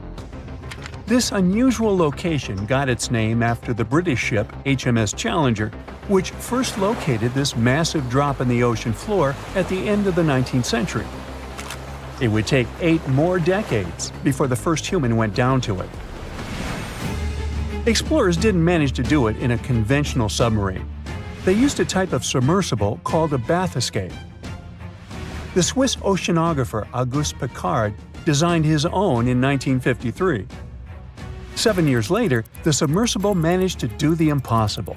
It had reached a depth of nearly 36,000 feet. But what explorers saw was merely a fraction of the trench's full size. The fact that it is so huge of the Mariana Trench is just one of the reasons why it's mostly unexplored today. The absence of light is another major issue. Sunlight is incapable of reaching such profound depths, so the entire trench from top to bottom lies in absolute darkness. Because of such conditions, the ecosystem is a lot different than the shallower regions of the Pacific. This puts immense pressure on marine wildlife. Yeah, the pun is intended. Another reason why it's so challenging to survive there is the temperature. Water freezes at 32 degrees Fahrenheit. At the bottom of the Mariana Trench, the ocean is just a couple of degrees above freezing. One of the factors that hasn't let this area turn into a giant icicle is the fact that salt water has a slightly lower freezing point. The other reason is geothermal energy that warms the ground at the bottom of these just enough for it not to freeze. That's why submersibles need to have proper insulation to navigate these icy conditions. When they reach the bottom, researchers find out that this desolate and harsh climate is home to several animal species. They encountered arrow-toothed eels, snailfish, and spoonworms at various depths. There were even strange-looking translucent sea cucumbers and shrimp-like amphipods. The biggest surprise was microbial mats thriving on methane and hydrogen from the mud. Among the species, the Mariana snailfish looks like a master of the environment that can go farther and deeper into the trench to feed on prey than its competitors. Despite its seemingly fragile appearance, the snailfish has adapted to withstand extreme pressures, a superpower it wouldn't be able to survive without. The exotic life forms that live deep down aren't normal-sized, since deep-sea gigantism makes them grow significantly larger than their counterparts in other ecosystems. One example is the giant tube worm, which can be 6 feet long. Science has a hard time explaining the exact cause of this form of gigantism. Thermal vents are just one of the possible explanations. All of these factors might help explain the huge time gap in researching the Mariana Trench. The first successful dive after the 1960 expedition came only in 2012. That's when the famous Canadian film director James Cameron went down in the Deep-Sea Challenger. Because few scientists have gone that deep before or after Cameron, there is no map of the deepest point on our planet. We know very little about the oceans that cover 2/3 of the Earth's surface. Researchers have mapped out only 5% of them so far. Science still has a lot to discover in the Mariana Trench and other unexplored places on our planet. The Amazon rainforest stands as the best example of the world's most unexplored regions. The list of reasons why this part of South America is unknown starts with its wildlife: jaguars, anacondas, piranhas, black caimans, and Brazilian wandering spiders are just some of the creatures that pose a risk for researchers. Relentless year-round rainfall induces heavy flooding. Add to all this some treacherous river currents, and you can see why scientists have mapped such a small percentage of the Amazon to date. In just one region of Brazil, near Peru, there are at least 14 tribes that have never had contact with the outside world. The national authorities intend to keep it that way. Isolation of these indigenous people is the best way to protect their future. The same goes for a remote island in the Indian Ocean. After the tragic tsunami of 2004, helicopters flew over North Sentinel Island to make sure its inhabitants were alive and well. Meanwhile, the Sentinelese weren't thrilled. They took up bows and arrows to drive away the unwanted visitors. This tribe is one of the last uncontacted tribes on Earth. Although anthropologists and filmmakers visited the island in the late 1960s, we still don't know much about its indigenous population. It sits a long way off any shipping lanes in the Bay of Bengal. North Sentinel has no natural harbor, and it's surrounded by a shallow reef. This makes access to the island possible only by boat. The Indian officials who lay claim to the island have prohibited outsiders from visiting the island for safety reasons. The estimates on how many people inhabit the island vary significantly, from as few as 15 to as many as 500. The island is not tiny. It's about 5 times as big as London's Heathrow Airport. Apart from occasional contact during the past 2 centuries, the Sentinelese must have been isolated for a long time. They are related to other indigenous groups in the Andaman Islands, but their neighbors cannot understand a word of their language. The continent of Antarctica has no permanent human settlements at all. The only people who periodically live there are international scientists. This vast expanse of ice and snow, roughly the size of the United States and Mexico combined, still has many regions where humans haven't set foot. Satellite imagery and photos that NASA's aircraft made from the air have mapped out the entire continent, so we know where to go, but it's not that easy. The reason for this are all the adjectives that go with Antarctica. It is the coldest, windiest, driest, and brightest of the 7 continents. This makes it virtually unlivable. More than 99% of its surface is covered with a permanent sheet of ice. Its thickness ranges from 1 mile to as many as 3 miles in some places. That's half the height of Mount Everest. Now, the Himalayan range contains the world's tallest unclimbed mountain. It is also the tallest mountain in Bhutan. In the local language, the mountain's name translates as White Peak of the 3 spiritual brothers. Out of respect for the spiritual beliefs of the local population, national authorities restricted and then completely banned mountaineering at the beginning of the 21st century. To this day, there is no evidence that any climber has ever managed to successfully reach the summit of this mysterious mountain. Hello, Brightsiders! Do you know where the deepest place in the world is? I think it's in the Pacific Ocean, near the Philippines and Papua New Guinea. It's the famous Mariana Trench. So let's take a tape measure, a very long one, and attach its end to the boat on the surface. Now we hold our breath and jump in the water. Fish and marine animals swim by. We descend lower to the depths and into total darkness, and after several hours, we reach Challenger Deep. The tape measure shows a depth of 36,200 feet. The famous Mariana Trench is not the deepest place on Earth, as everybody thought. The Kola super deep borehole located in Murmansk region in Russia beats it by a wide margin. And scientists have discovered something unusual and sinister there. When geologists were drilling the hole, they could reach the depth of 9 miles. And then they encountered voids. Scientists on the surface were surprised and scratched their heads and then decided to lower a microphone and dozens of other sensors in these voids. The temperature down below turned out to be 2,000 degrees Fahrenheit, and the microphone recorded something that sounded like human groans and screams. Many people thought the scientists had been able to drill into the underworld. The shocked people up above had already begun to panic, but suddenly an unknown creature jumped out of the drill pipe. It looked like a black goat that walked on its hind legs. Its body was shrouded in black flames. The creature got out of those deep hollows and ran off into an unknown direction. Okay, wait. These are just myths that one newspaper published on the 1st of April. It's International Joke Day, by the way, but many people believed it. It made many believe the scientists working at the borehole had opened a portal to the nether, and that now horrible, outworldly creatures were free from their imprisonment. But like with any myth, there's some truth to it.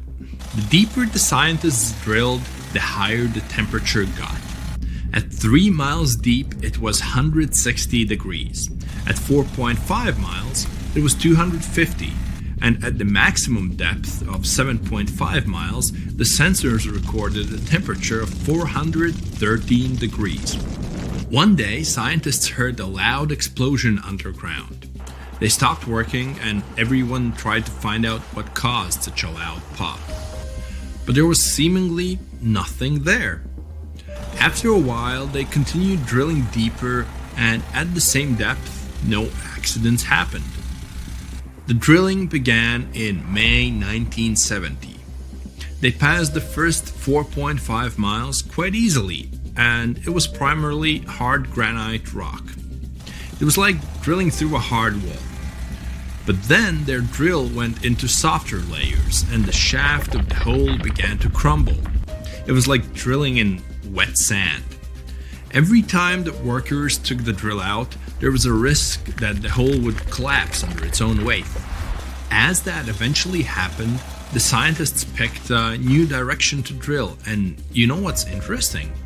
In the end, the map of the entire well looked not like a straight beam from top to bottom, but like a tree trunk which had diverged into many different routes. 9 years later, scientists reached the depth of 31,400 feet and broke the world record for the deepest borehole. By 1983, they made it another 8,000 feet deeper. After a brief pause in the work, there was an accident. A part of the drill broke away from the main body and remained in the borehole. For several months, scientists tried to extract the drill, but nothing worked, and they had to return to the depth of 4.5 miles and start all over again. The drill was divided into sections, and one such unit could only last about 4 hours before it had to be replaced. In terms of depth, that was only about 32 feet of drilling. Then the drill was lifted to the surface, replaced, and lowered back down. On average, the drilling speed was about 200 feet per month. That's like a 20-story building. In 1990, 20 years after the work had begun, scientists reached the final depth of 40,230 feet. That's like 100 soccer fields down. And after another accident, the work stopped. Guinness World Records registered the Kola Super Deep Borehole as the deepest borehole in the world. It's like Mount Everest plus 9 Empire State Buildings on top of it. One of the most unusual discoveries at the Kola Super Deep Borehole was that the soil at the depth of about 2 miles almost perfectly matches the composition of the surface of the moon. It has given us more insight into how our ancient satellite appeared and formed. It seems that in the early stages of Earth's formation, a giant asteroid crashed into our planet. With that kind of force, it caused an explosion so powerful that part of our planet broke off and flew upward. This chunk of Earth remained in our planet's orbit, cooled, and later formed into the moon we know today. Another surprise for the workers was the presence of gold. There was about 2.5 ounces of gold for every ton of soil lifted. The deeper the scientists went, the older the rocks were.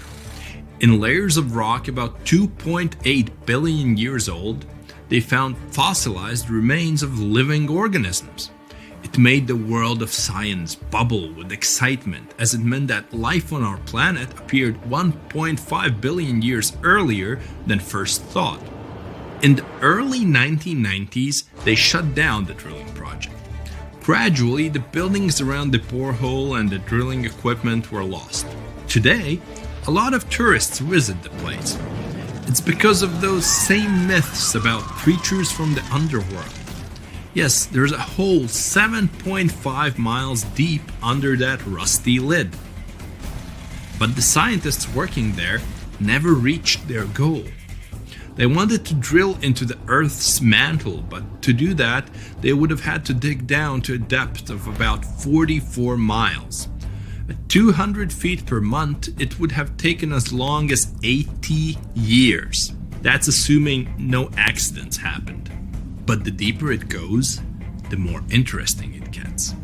A few years ago, they found a massive amount of water deep underground.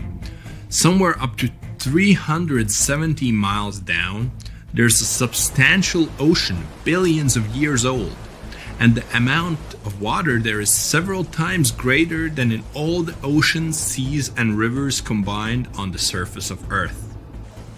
The water there is at a scorching 2,800 degrees Fahrenheit, but because it's under a tremendous pressure, it doesn't evaporate. It's encased in a crystalline structure of minerals. This ocean was formed in the early stages of our planet's development, when there was only hot lava and debris of space bodies around. But the most exciting thing you can find by drilling is living organisms. They've been there in isolation for billions of years, and they can give us clues as to how life came into being in the first place. Scientists in Antarctica have created a similar borehole. An entire lake half the size of Lake Ontario was discovered under the thick ice. The amount of water in this lake is only 3.5 times less than in the Lake Baikal, the largest lake on Earth by volume. The ice that hides this lake is at least 20,000 years old, and the water beneath it has been isolated from the outside world for about 15 million years. While drilling, scientists lifted a chunk of ice from deep down below and found an unknown bacterium on it. Its genetic code was only 86% similar to known living organisms. That means that we've never seen bacteria like this before, or it had come from outer space. But that's just a theory. We know that these bacteria can live in unusual conditions and at water temperatures below freezing. The composition of underground lake water is also different from what we're used to. There's a lot more oxygen and carbon dioxide in it. Add to these conditions complete isolation, and we get living organisms that have developed and evolved in a completely different way. Do you understand what it means? The study of deep organisms may give us a clue as to whether life could exist beneath the ice on other planets or their moons. For example, Saturn's moon, Enceladus, has ice 24 miles thick. There may be an ocean underneath, which is heated by thermal springs. That's all for today. And guys, remember, let's become smarter every day together with Brightside. What's the scariest predator under the ocean? The crocodile? I don't think so. Loch Ness monster? Please, it never existed. How about the Kronosaurus? Well, it is extinct, but you might be onto something. Let's take a look at what it'd be like if these creatures were still around today. First things first, what on earth was it? The Kronosaurus was a marine carnivore that lived in the cool, high-latitude Eromanga Sea. It covered vast areas of inland Australia between 90 and 120 million years ago, during the early Cretaceous period. Near-complete fossils of the creature were also found near Colombia, which is a country that has a noted connection to prehistoric reptiles and turtles. This fact makes it extremely possible that the monster I'm about to describe existed worldwide. You might have heard saurus and thought, oh, it's a dinosaur. But these were actually reptiles. They were the largest member of the Plesiosauridae family, referred to as plesiosaurs. Fossil evidence suggests they weighed over 20,000 pounds and were roughly 30 feet in length. Just to put that in perspective, the longest crocodile ever measured was a saltwater crocodile by the name of Lolong from the Philippines. It was 20 feet in length and weighed just under 2,500 pounds. And that's still 10 feet shorter and incredibly lighter than the average Kronosaurus, making the crocodile seem like nothing more than a glorified goldfish in comparison. Despite its terrifying length, the most physically daunting feature of the Kronosaurus was its head. Its skull was about 8 feet long, which was actually proportionally large given the size of its body length. Anything that was unfortunate enough to end up inside the Kronosaurus's mouth may have been given false hope. After all, the teeth of the beast weren't actually that sharp. On second thought, I take that back. I wouldn't feel confident around a toothless snake, let alone being inside the mouth of this monster. But it's true that the Kronosaurus's teeth weren't sharp, especially when compared to other carnivorous reptiles, such as crocodiles and alligators. The teeth of this prehistoric sea creature were instead conical. This means that they were cone-like in shape. Unfortunately, this lack of sharpness didn't make them less dangerous.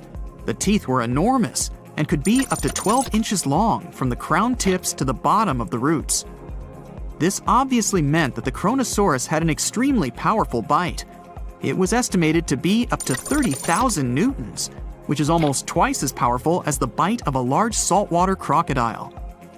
Because of the bluntness of their teeth, they weren't suited for twisting their prey once in their grasp, but the size and shape of the teeth made them perfect for simple open and shut biting. They would have had no problem crushing hard objects such as the toughest of shells any sea turtle could offer. Just like crocodiles, the Kronosaurus is believed to have had a short neck. This may have been an adaptation to allow the beast to successfully catch small, evasive animals. Their body, in general, was fusiform and streamlined. This means it was narrowed at both ends and had very little resistance to the flow of water. The Kronosaurus was also equipped with 4 paddle-like limbs. The hind limbs were larger than the front ones. They could span approximately 7 feet in diameter. All in all, this set the Kronosaurus up to effortlessly propel itself through the waters and be an ultimate predator. Predator X, if you will? That's the name that was given to the fossil of a creature discovered near Svalbard, a Norwegian island group, in 2009. The fossil was identified as a 50-foot-long, 100,000-pound monster with a bite force of 33,000 pounds per square inch. This might be the highest bite force of any known animal. Although Predator X is yet to be classified as any specific type of animal, it was definitely a plesiosaur like the Kronosaurus. And even if it wasn't Predator X, the Kronosaurus was still most definitely a ferocious titan when it roamed Earth's oceans. The Kronosaurus actually got its name from the Greek mythological figure of Cronus, the father of Zeus. Cronus was viewed as a titan from a generation of super powerful beings. So what was it that the Kronosaurus, this terrifying monster, actually feasted on to satisfy its appetite? This creature was known to eat sea turtles, squid, and other larger marine reptiles of that time, such as elasmosaurids and ichthyosaurs. This suggests that if crocodiles existed in the realms of the Kronosaurus, they too might have turned into lunch for the beast. There's evidence from the fossil remains of the Kronosaurus that suggests that they also feasted on sharks, which I know is a disappointment to those of you who view that beast as the king of the ocean. Not when the Kronosaurus was around, my friend. In any case, grounding all kinds of food into small pieces to help digest them would have been difficult without small teeth. This explains the presence of rounded stones found in many of the remains of these sea creatures. Researchers believe these stones may have been swallowed to control buoyancy or to help process food. It's also entirely possible they were accidentally swallowed while feeding on other animals from the seafloor. As if the Kronosaurus even needed to be a meanie with its already existing power and size, there's also evidence to suggest that it indeed might have been. It turns out that after using all its impressive attributes to catch its dinner, the Kronosaurus first liked to play with its food, like a cat does with a mouse. I guess since the hunt was so easy for them, they needed to get their fun from somewhere else. Well, I think now you should have a good idea about these creatures. So let's ask ourselves what it would be like if they were still around today. And by the way, why aren't they? Well, the Kronosaurus was completely finished off by the same KT meteor that took out the dinosaurs 66 million years ago. But even before this catastrophic event, they were coming under increased pressure from an even bigger and more vicious family of carnivorous marine reptiles known as mosasaurs. You can't always be a top dog, I guess, or rather, top marine reptile. But what if this never happened, and they were still roaming Earth? Well, this might be obvious, but can you imagine what kind of impact that would have on sea tourism? Based on the impact that famous movies about sharks and killer whales had, what do you think the presence of a Kronosaurus in the ocean would do to beaches? The very creature that would eat sharks and whales for breakfast. Beaches would certainly become a great place to go for a quiet walk, because nobody else would even be there. And what about such activities as boating, surfing, and scuba diving? You think anyone would dare try them, knowing that this 30-foot beast could be lurking beneath them? Let's give humans some credit and assume most of them wouldn't. This would cripple the global sea tourism industry, which is responsible for earning roughly $143 billion every year. Just to make sure this shocking point hits home, the most expensive yacht to ever roam the ocean was called the History Supreme.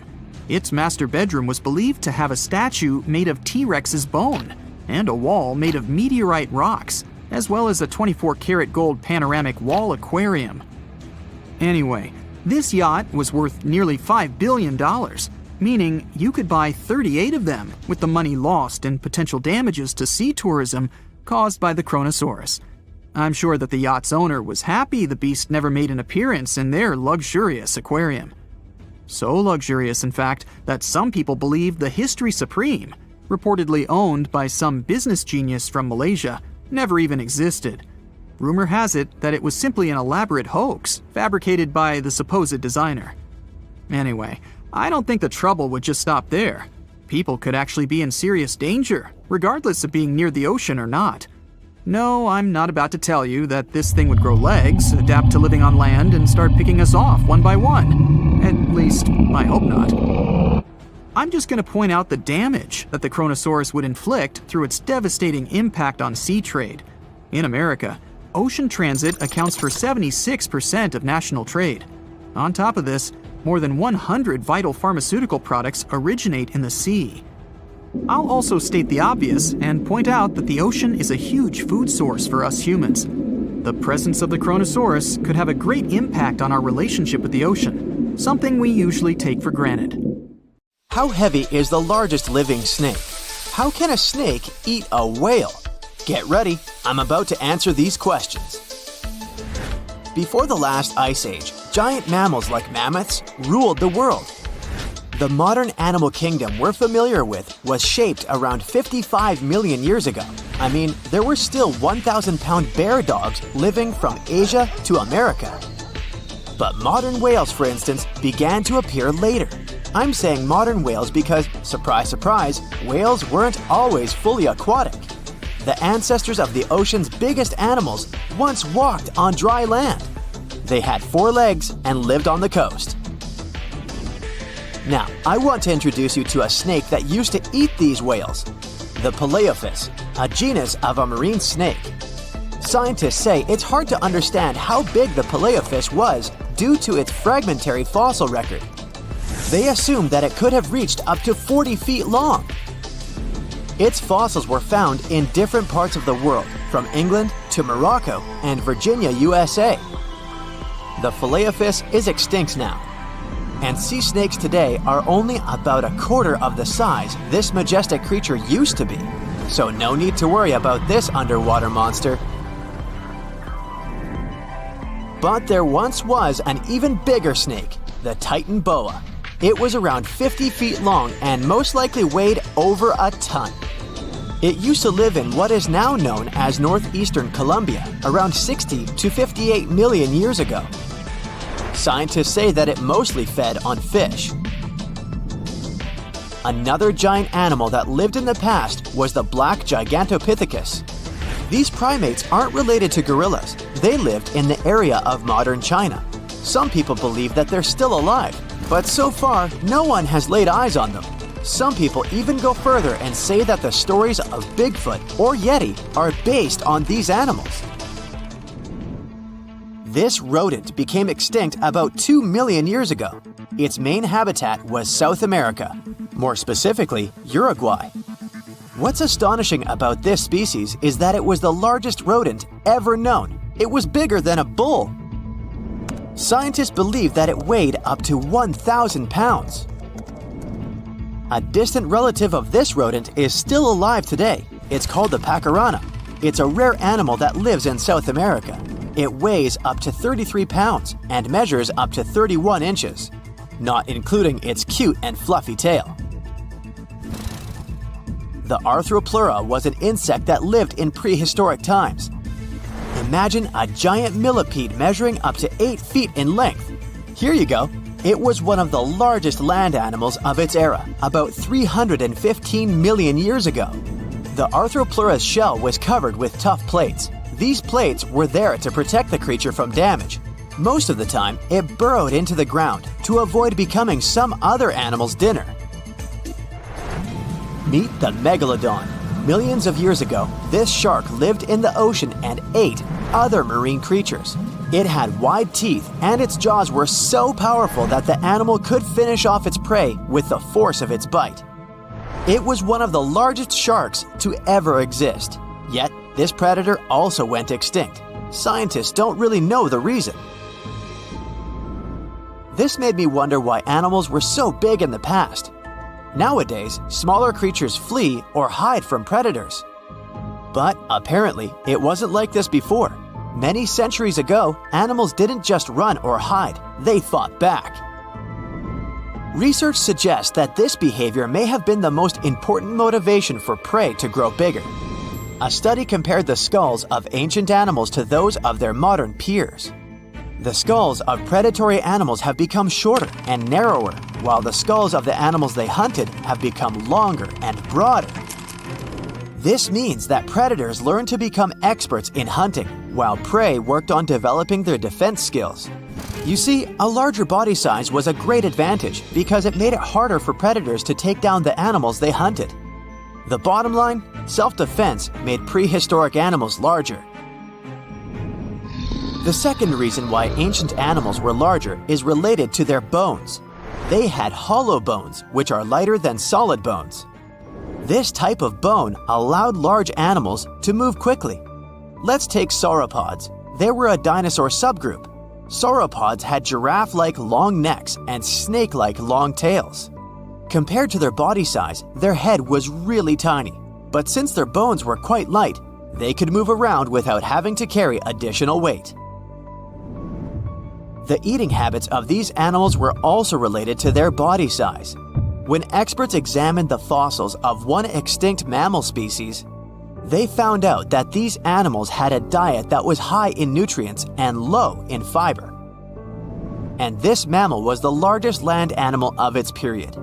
In other words, following this diet, mammals could grow to be very large. There was plenty of food out there, so they didn't have to worry about finding it. Fun fact, these animals also took chewing out of the picture. They could swallow their food in large pieces instead of taking small bites. Environmental conditions also played an important role in the evolution of larger animals in prehistoric times. Those animals tended to live in warm, moist climates that provided them with a lot of food. They didn't have to compete for food sources. Researchers believe that because of these conditions, natural selection worked in a certain way.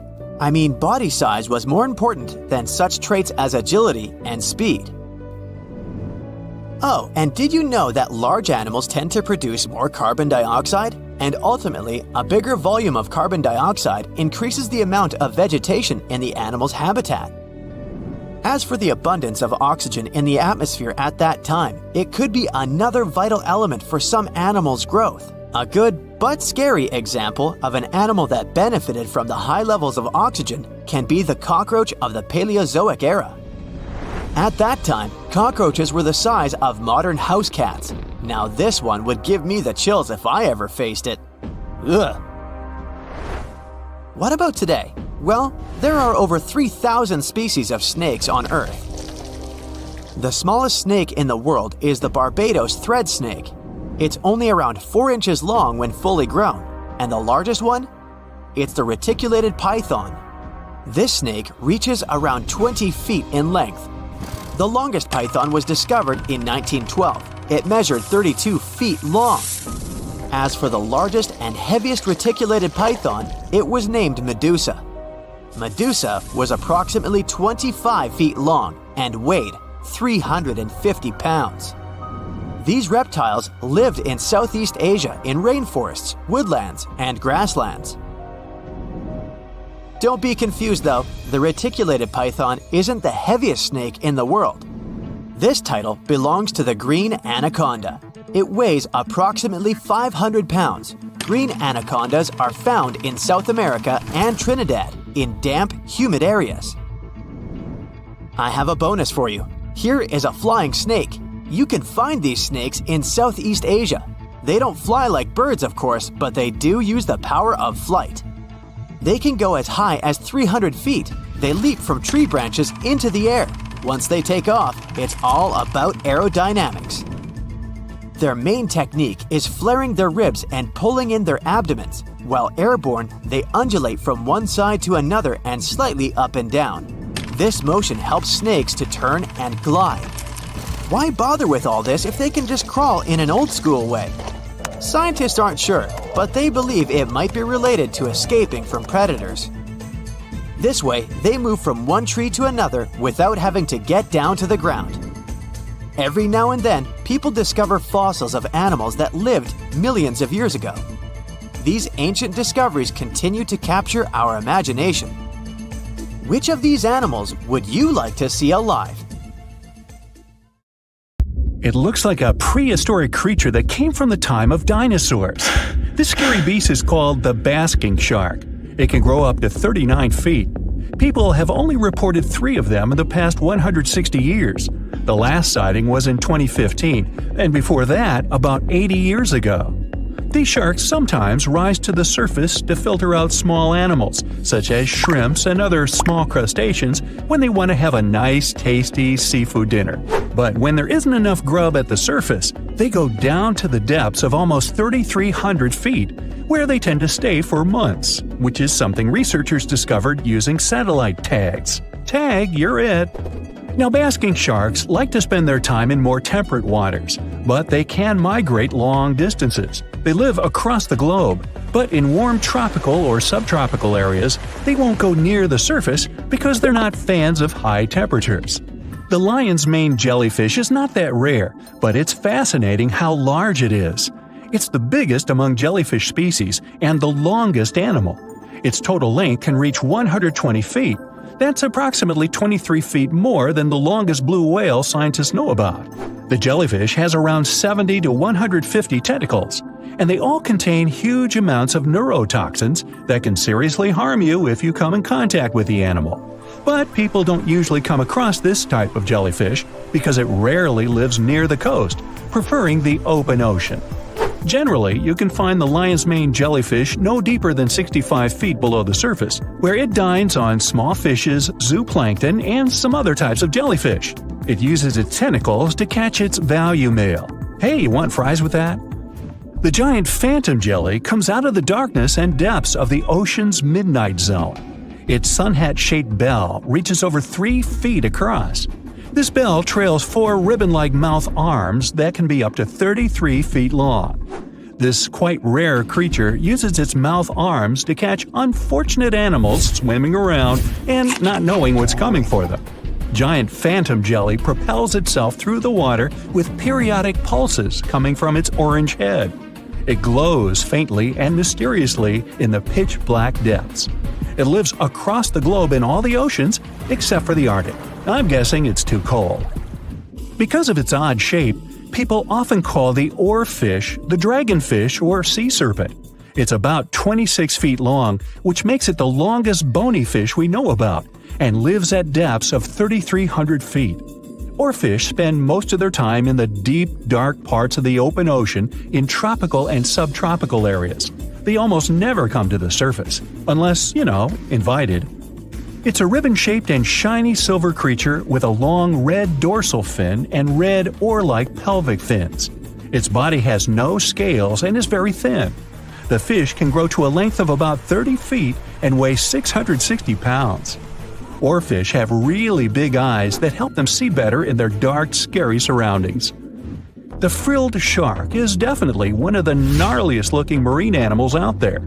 If you saw it somewhere, you'd probably think you went back to the age of dinosaurs. Yup, the frilled shark is a prehistoric creature because its roots go back 80 million years. This living fossil can grow to be 7 feet long. It got its name from its frilly gills. Even though frilled sharks have the shark part in their name, they swim similar to an eel in a distinctly serpentine way. Its mouth is terrifying.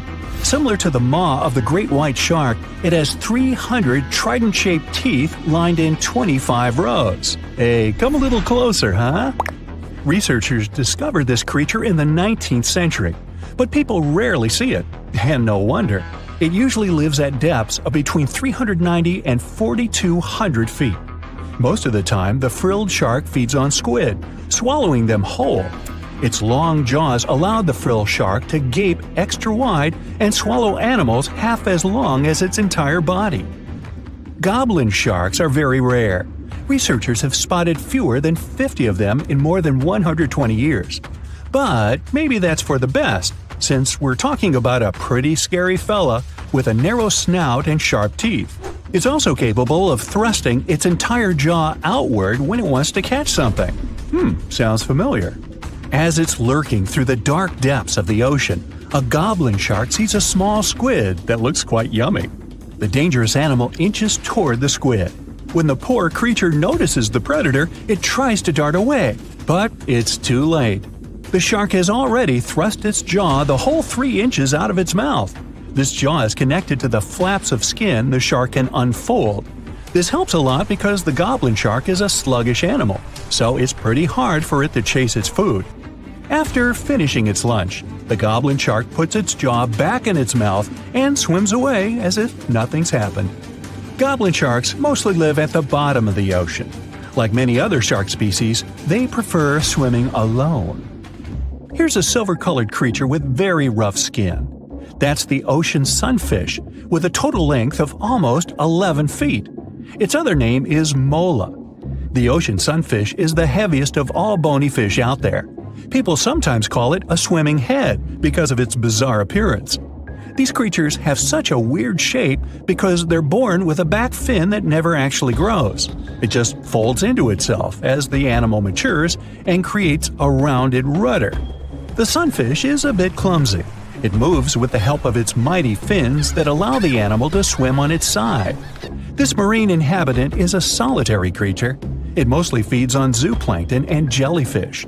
The spotted wobbegong is one of the world's rarest sharks. It grows to be more than 10 feet long. It may not look as terrifying as some of its shark relatives, but it's pretty good at catching unsuspecting animals swimming past, mostly during the night. The animal has a spiracle, which is why it can breathe while staying still at the bottom of the ocean. It's motionless most of the time, which is why you can barely notice it. Its flat body and large pelvic and pectoral fins blend in with the underwater terrain. That's why they're so good at hiding. This ability helps when these sharks want to protect themselves too. Wobbegong means carpet shark. They usually live close to the ocean floor in coral reefs, on sandy bottoms, and under piers. People have even spotted the shark in the water that is barely deep enough to cover its flattened body. Now, blobfish lack teeth and bones, so they can't actively hunt. Since they don't have much muscle mass, they can barely move around. Hey, I had a roommate like that once. They get their energy from animals they scoop up from the seafloor. They also know how to conserve this energy. That's how it usually goes with deep-sea creatures. They don't have as much food as those animals that swim closer to the surface. Instead, they have special body mechanisms that allow them to save energy for the times when they don't have much to eat. Pressure at the depths where the blobfish lives is 120 times as high as that at the surface. That's why the bizarre creature looks like a weird gelatinous mass only when you bring it up to the surface. The pressure here is not strong enough to keep its body together. Hey, breaking up is hard to do. The white margin stargazer could compete with the blobfish for the title of the ugliest animal in the sea, don't you think? Now, this animal has eyes on the top of its head, together with an upward-facing mouth which the creature uses to hide itself in the sand. That's where it spends most of its time, with only its eyes protruding from the sand. It chills this way until some small animal passes by. It can lunge at its target incredibly quickly, literally within milliseconds. This creates a vacuum in the water that pulls in a crab, fish, or some other small, unfortunate animal. Another tactic involves venom. This fish has a venomous spine in its shoulder blade that helps with catching other animals and defending itself against enemies. Even though it's not related to the electric eel, the white margin stargazer can generate an electric shock as powerful as 50 volts. Ow! The deep sea is not all about singing mermaids and dancing crabs. It's actually filled with monster-like creatures that'll give you nightmares. So, if you're ready to meet them, grab your scuba gear and let's dive into the deep, mysterious waters to discover their fascinating and scary world. With its menacing appearance, one could call this fishy the vampire of the sea. While named for their disproportionately large, razor-sharp fangs protruding from their mouth, fangtooths are actually quite small and harmless to humans. These choppers are actually more for catching prey than causing trouble, so there's no need to panic if you see one. And you'll be even more relieved to know that it's kind of unlikely for you to come across a fangtooth, since they are among the deepest living fish. A regular day in the life of a fangtooth looks like this.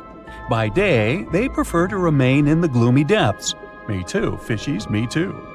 It's only towards the evening that they migrate toward the surface to have a feast under starlight. Ah, how romantic. And by daybreak, they return to the deep.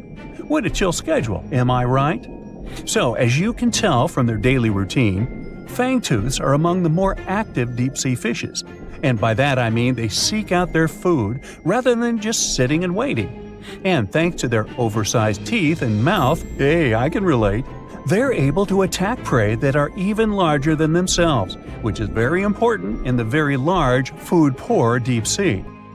Fitting to their environment, common fangtooths are dark-colored, either solid brown or black.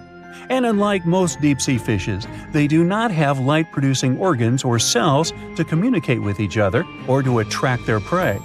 Instead, they rely heavily on their sense of smell, in addition to making use of even the slightest bit of sunlight that makes it down to the depths. This light doesn't help them to see in any way, but it may be enough for potential prey to cast a shadow as they pass overhead, which lets fangtooths know they're around. Now here's one hilarious fun fact before we move on to the next creature.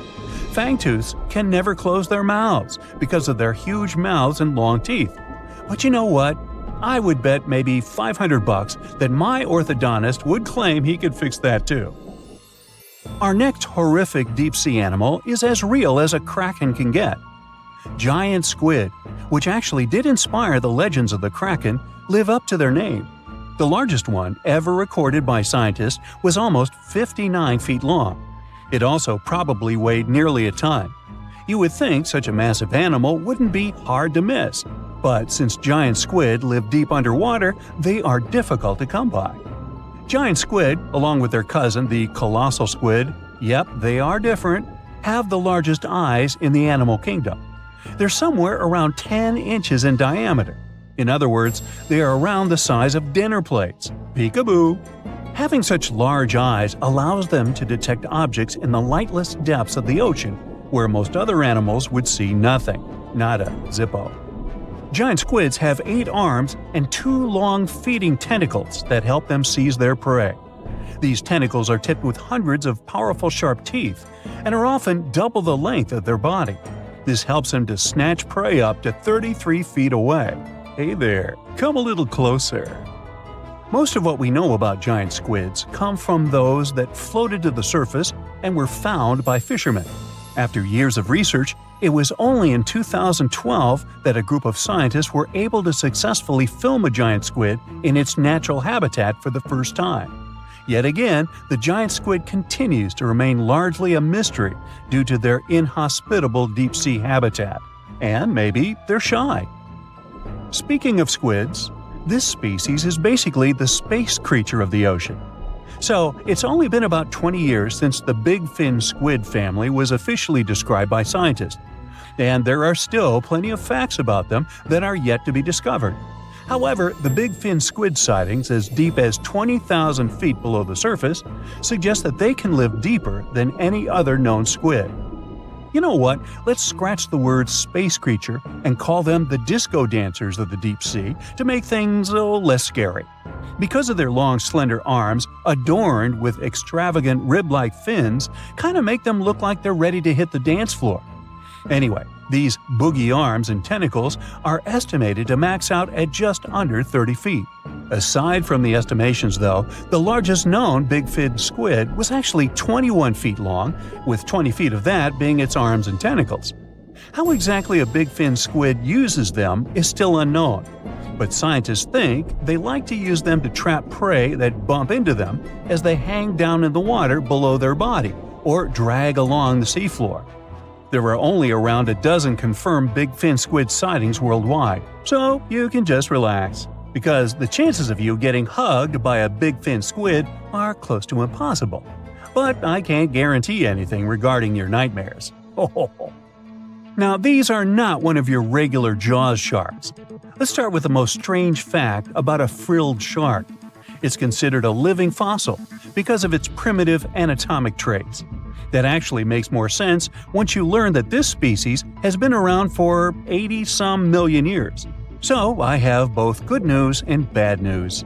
Frilled sharks live in the open ocean and spend much of their time in deep, dark waters far below the surface. However, they do feed at the surface of the ocean at night. When hunting food, they move like an eel, bending and lunging to capture their prey. And they can actually swallow it as whole, even if it is larger than their own size. This is all thanks to their long and flexible jaws, which are equipped with 300 recurved needle-like teeth. Okay, I am somewhat freaked out now. Unlike the rest of the deep-sea creatures I've talked about, frilled sharks might sometimes accidentally get caught in nets.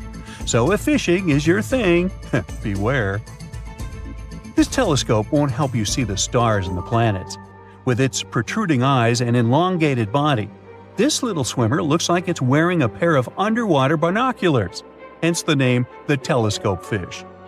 Found in cold, deep tropical to subtropical waters worldwide, they're known to be the species that undergoes one of the most drastic transformations in fishes. When the first larva was described in 1954, it was believed to be a new species rather than the larva of a telescope fish that were known to science since 1901. Despite the fact that they are only around 6 to 8 inches long, they're able to latch onto snacks that are bigger than their own size. That is thanks to their massive and highly stretching jaws, making up most of the size of their head. These large prey are then folded in half to fit in their expandable stomach. In 1925, scientists found a 5.5-inch long fish inside the stomach of a 3-inch long telescope fish, which they described as neatly folded. Despite all this, their cylindrical tube-shaped eyes are still the most fascinating and bizarre features of telescope fishes. Their specific shape increases light collection to help them detect their prey's weak bioluminescence even from a distance. But although their eyes are good for seeing things in the twilight, they're especially great at seeing silhouettes from below. That's why they orient themselves vertically in the water. Now, I have to admit they look kind of cute if you ask me.